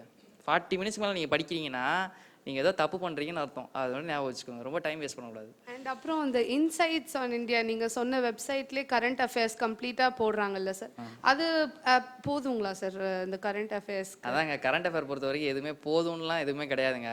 இப்போ என்ன பண்ணுறாங்கன்னா யூபிஎஸ்சி இந்த மாதிரி சைட்ஸு, இந்த மாதிரி பெரிய பெரிய இன்ஸ்டியூட்ஸோட இதெல்லாம் நல்லா வாட்ச் பண்ணி தெளிவாக அதுலேருந்து மட்டும் கேட்க மாட்டாங்க. இதுலேருந்து கேட்டால் தான் நீங்கள் எழுதுவீங்க, இதுலேருந்து கேட்கலாட்டி எப்படி எழுதுவீங்க அப்படின்னு சொல்லிட்டு எல்லாருமே இதானே படிக்கிறீங்க. ஸோ கண்டிப்பாக கேட்கறது கிடையாது. அதனால தான் சொல்கிறேன், அதை வந்து ஒரு எல்லாருமே படிக்கிறாங்களா, ஸோ நம்மளும் படிக்கணும் கண்டிப்பாக. ஏன்னா அவங்க கூட தான் நம்ம கம்ப்ளீட் பண்ண போகிறோம். அவங்க திடீர்னு அதுலேருந்து கேட்டானா, அதனால் எல்லாருமே படிக்கிறாங்கன்னா ஏதாவது ஒரு இதை நம்மளும் படிச்சுக்கணும். படிச்சுட்டு எக்ஸ்ட்ராவாக நீங்கள் நியூஸ் பேப்பர்லேருந்து எப்படி எடுத்துக்கலாம் அப்படின்றத நீங்கள் பார்க்கணும். Okay, thank you. ஓகே, சொல்லுங்கள். என்சிஆர்டிலேருந்து ரெஃபரன்ஸ் புக்லேருந்து நோட்ஸ்லாம் மேக்கே பண்ணாதீங்க. அதுவே நோட்ஸ் மாதிரி தான் இருக்கும்.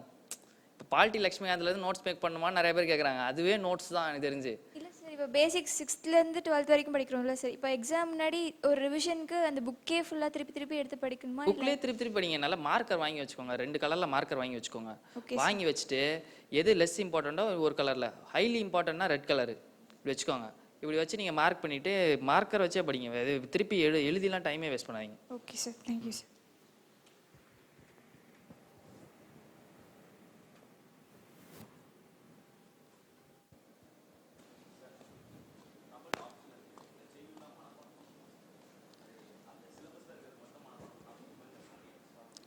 அவர் என்ன கேட்குறேன்னா, தமிழ் லிட்ரேச்சருக்கு செய்யுள் மனப்பாடம் பண்ணணும், அது சிலபஸில் இருக்கிறது மட்டும் போதுமா, இல்லாட்டி அது அவுட் சைடு வேணுமா அப்படின்னு கேட்குறாரு. உட்காருங்க. ஸோ தமிழ் இதில் வந்து கண்டிப்பாக நம்ம மனப்பாடம் பண்ணி ஆகணும். நீங்கள் மனப்பாட செயல் எழுதுனா தான் நீங்கள் அந்த தமிழ் லிட்ரேச்சரை படிச்சிருக்கீங்கன்றது ஃபீலே வந்து எக்ஸாமில் வரும். ஸோ கண்டிப்பாக சிலபஸில் இருக்கிறதுமே எல்லாமே மனப்பாடம் பண்ண தேவையில்ல.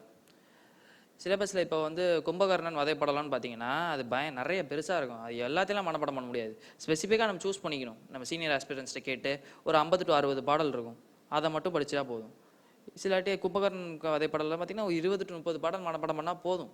அதில் தான் திருப்பி கேட்குறாங்க. உங்கள் பழைய கொஸ்டின் பேப்பர்ஸ் எடுத்து பார்த்தீங்கனாலே எது இம்பார்ட்டன்ஸ் எவ்வளோன்னு தெரிஞ்சு போயிடும். அதை தவிர்த்து அவுட் சைட் த பாக்ஸ் என்ன பண்ணணும்னா, நீங்கள் இப்போ கும்பகர்ணன் வதைப்படலம் வந்து பற்றி மற்றவங்க ஸ்காலர்ஸ் என்ன சொல்லியிருக்காங்க அப்படின்றத ரிசர்ச் பண்ணி அதுக்கான கொட்டேஷன்ஸ் எடுத்து எழுதுறது. இல்லாட்டி திருக்குறள், அதுக்கு சம்மந்தப்பட்ட ஏதாவது திருக்குறள் இருக்கா அதை ஃபைண்ட் பண்ணி எழுதுறது. இதுதான் external work you should do. இவ்வளோதான்.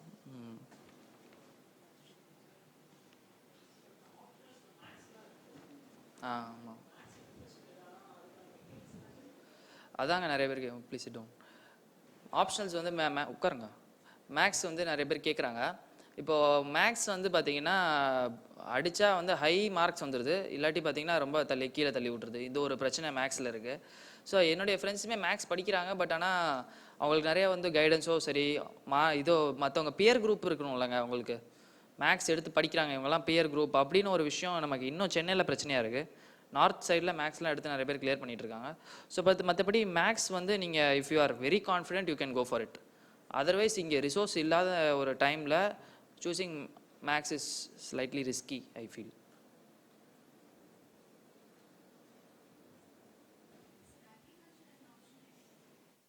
கண்டிப்பாக நிறைய பேர் அக்ரிகல்ச்சர் எடுத்து படிச்சுட்டு இருக்காங்க. பட் எத்தனை பேர் கிளியர் பண்ணுறாங்கன்றது டவுட்டாக இருக்குது. ஐ டோன்ட் நோ, அந்த மாதிரி ஆஸ்பிரன்ஸ் எனக்கு தெரியல. ஸோ கண்டிப்பாக வந்து அக்ரிகல்ச்சருக்கான கைடன்ஸ் நமக்கு தமிழ்நாட்டிலே அவைலபிளாக இருக்குது, பிரச்சனை இல்லை.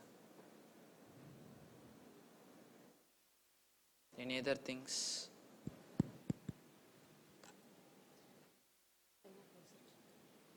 Having come to the end of the session, now it is time for vote of thanks. I request Ms. Sarita to deliver the vote of thanks. ஒரே நிமிஷம். என்னுடைய மெயில் ஐடி எடுத்துக்கோங்க. என்ன எக்ஸாம் ரிலேட்டட் என்ன இது இருந்தாலும் என்கிட்ட கேட்கலாம்.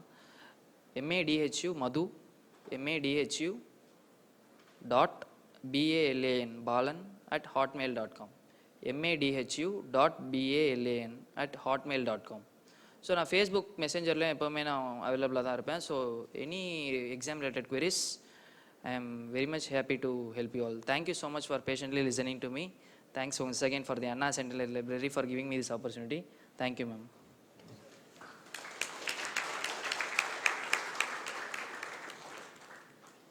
It's my great privilege to propose a vote of thanks. We would like to express our appreciation and gratitude to Mr. Madhubalan for guiding our aspirants. He emphasized that clarity, persistence, and self-preparation are essential for clearing the civil service examination. Your insights and analysis were thought-provoking. Thank you, sir.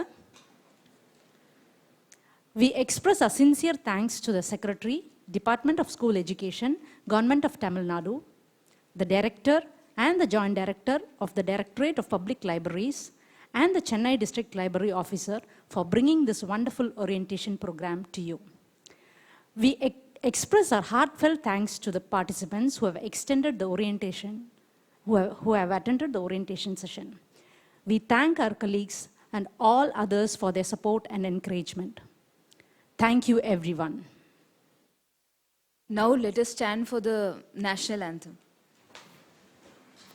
जनगण मन अधिनायक जय हे भारत भाग्य विधाता पंजाब सिंध गुजरात मराठा द्राविड़ उत्कल बंगा विंध्य हिमाचल यमुना गंगा उच्चल जलधि तरंगा तव शुभ नामे जागे तव शुभ आशीष मागे गाहे तव जय गाथा जन गण मंगलदायक जय हे भारत भाग्य विधाता जय हे जय हे जय हे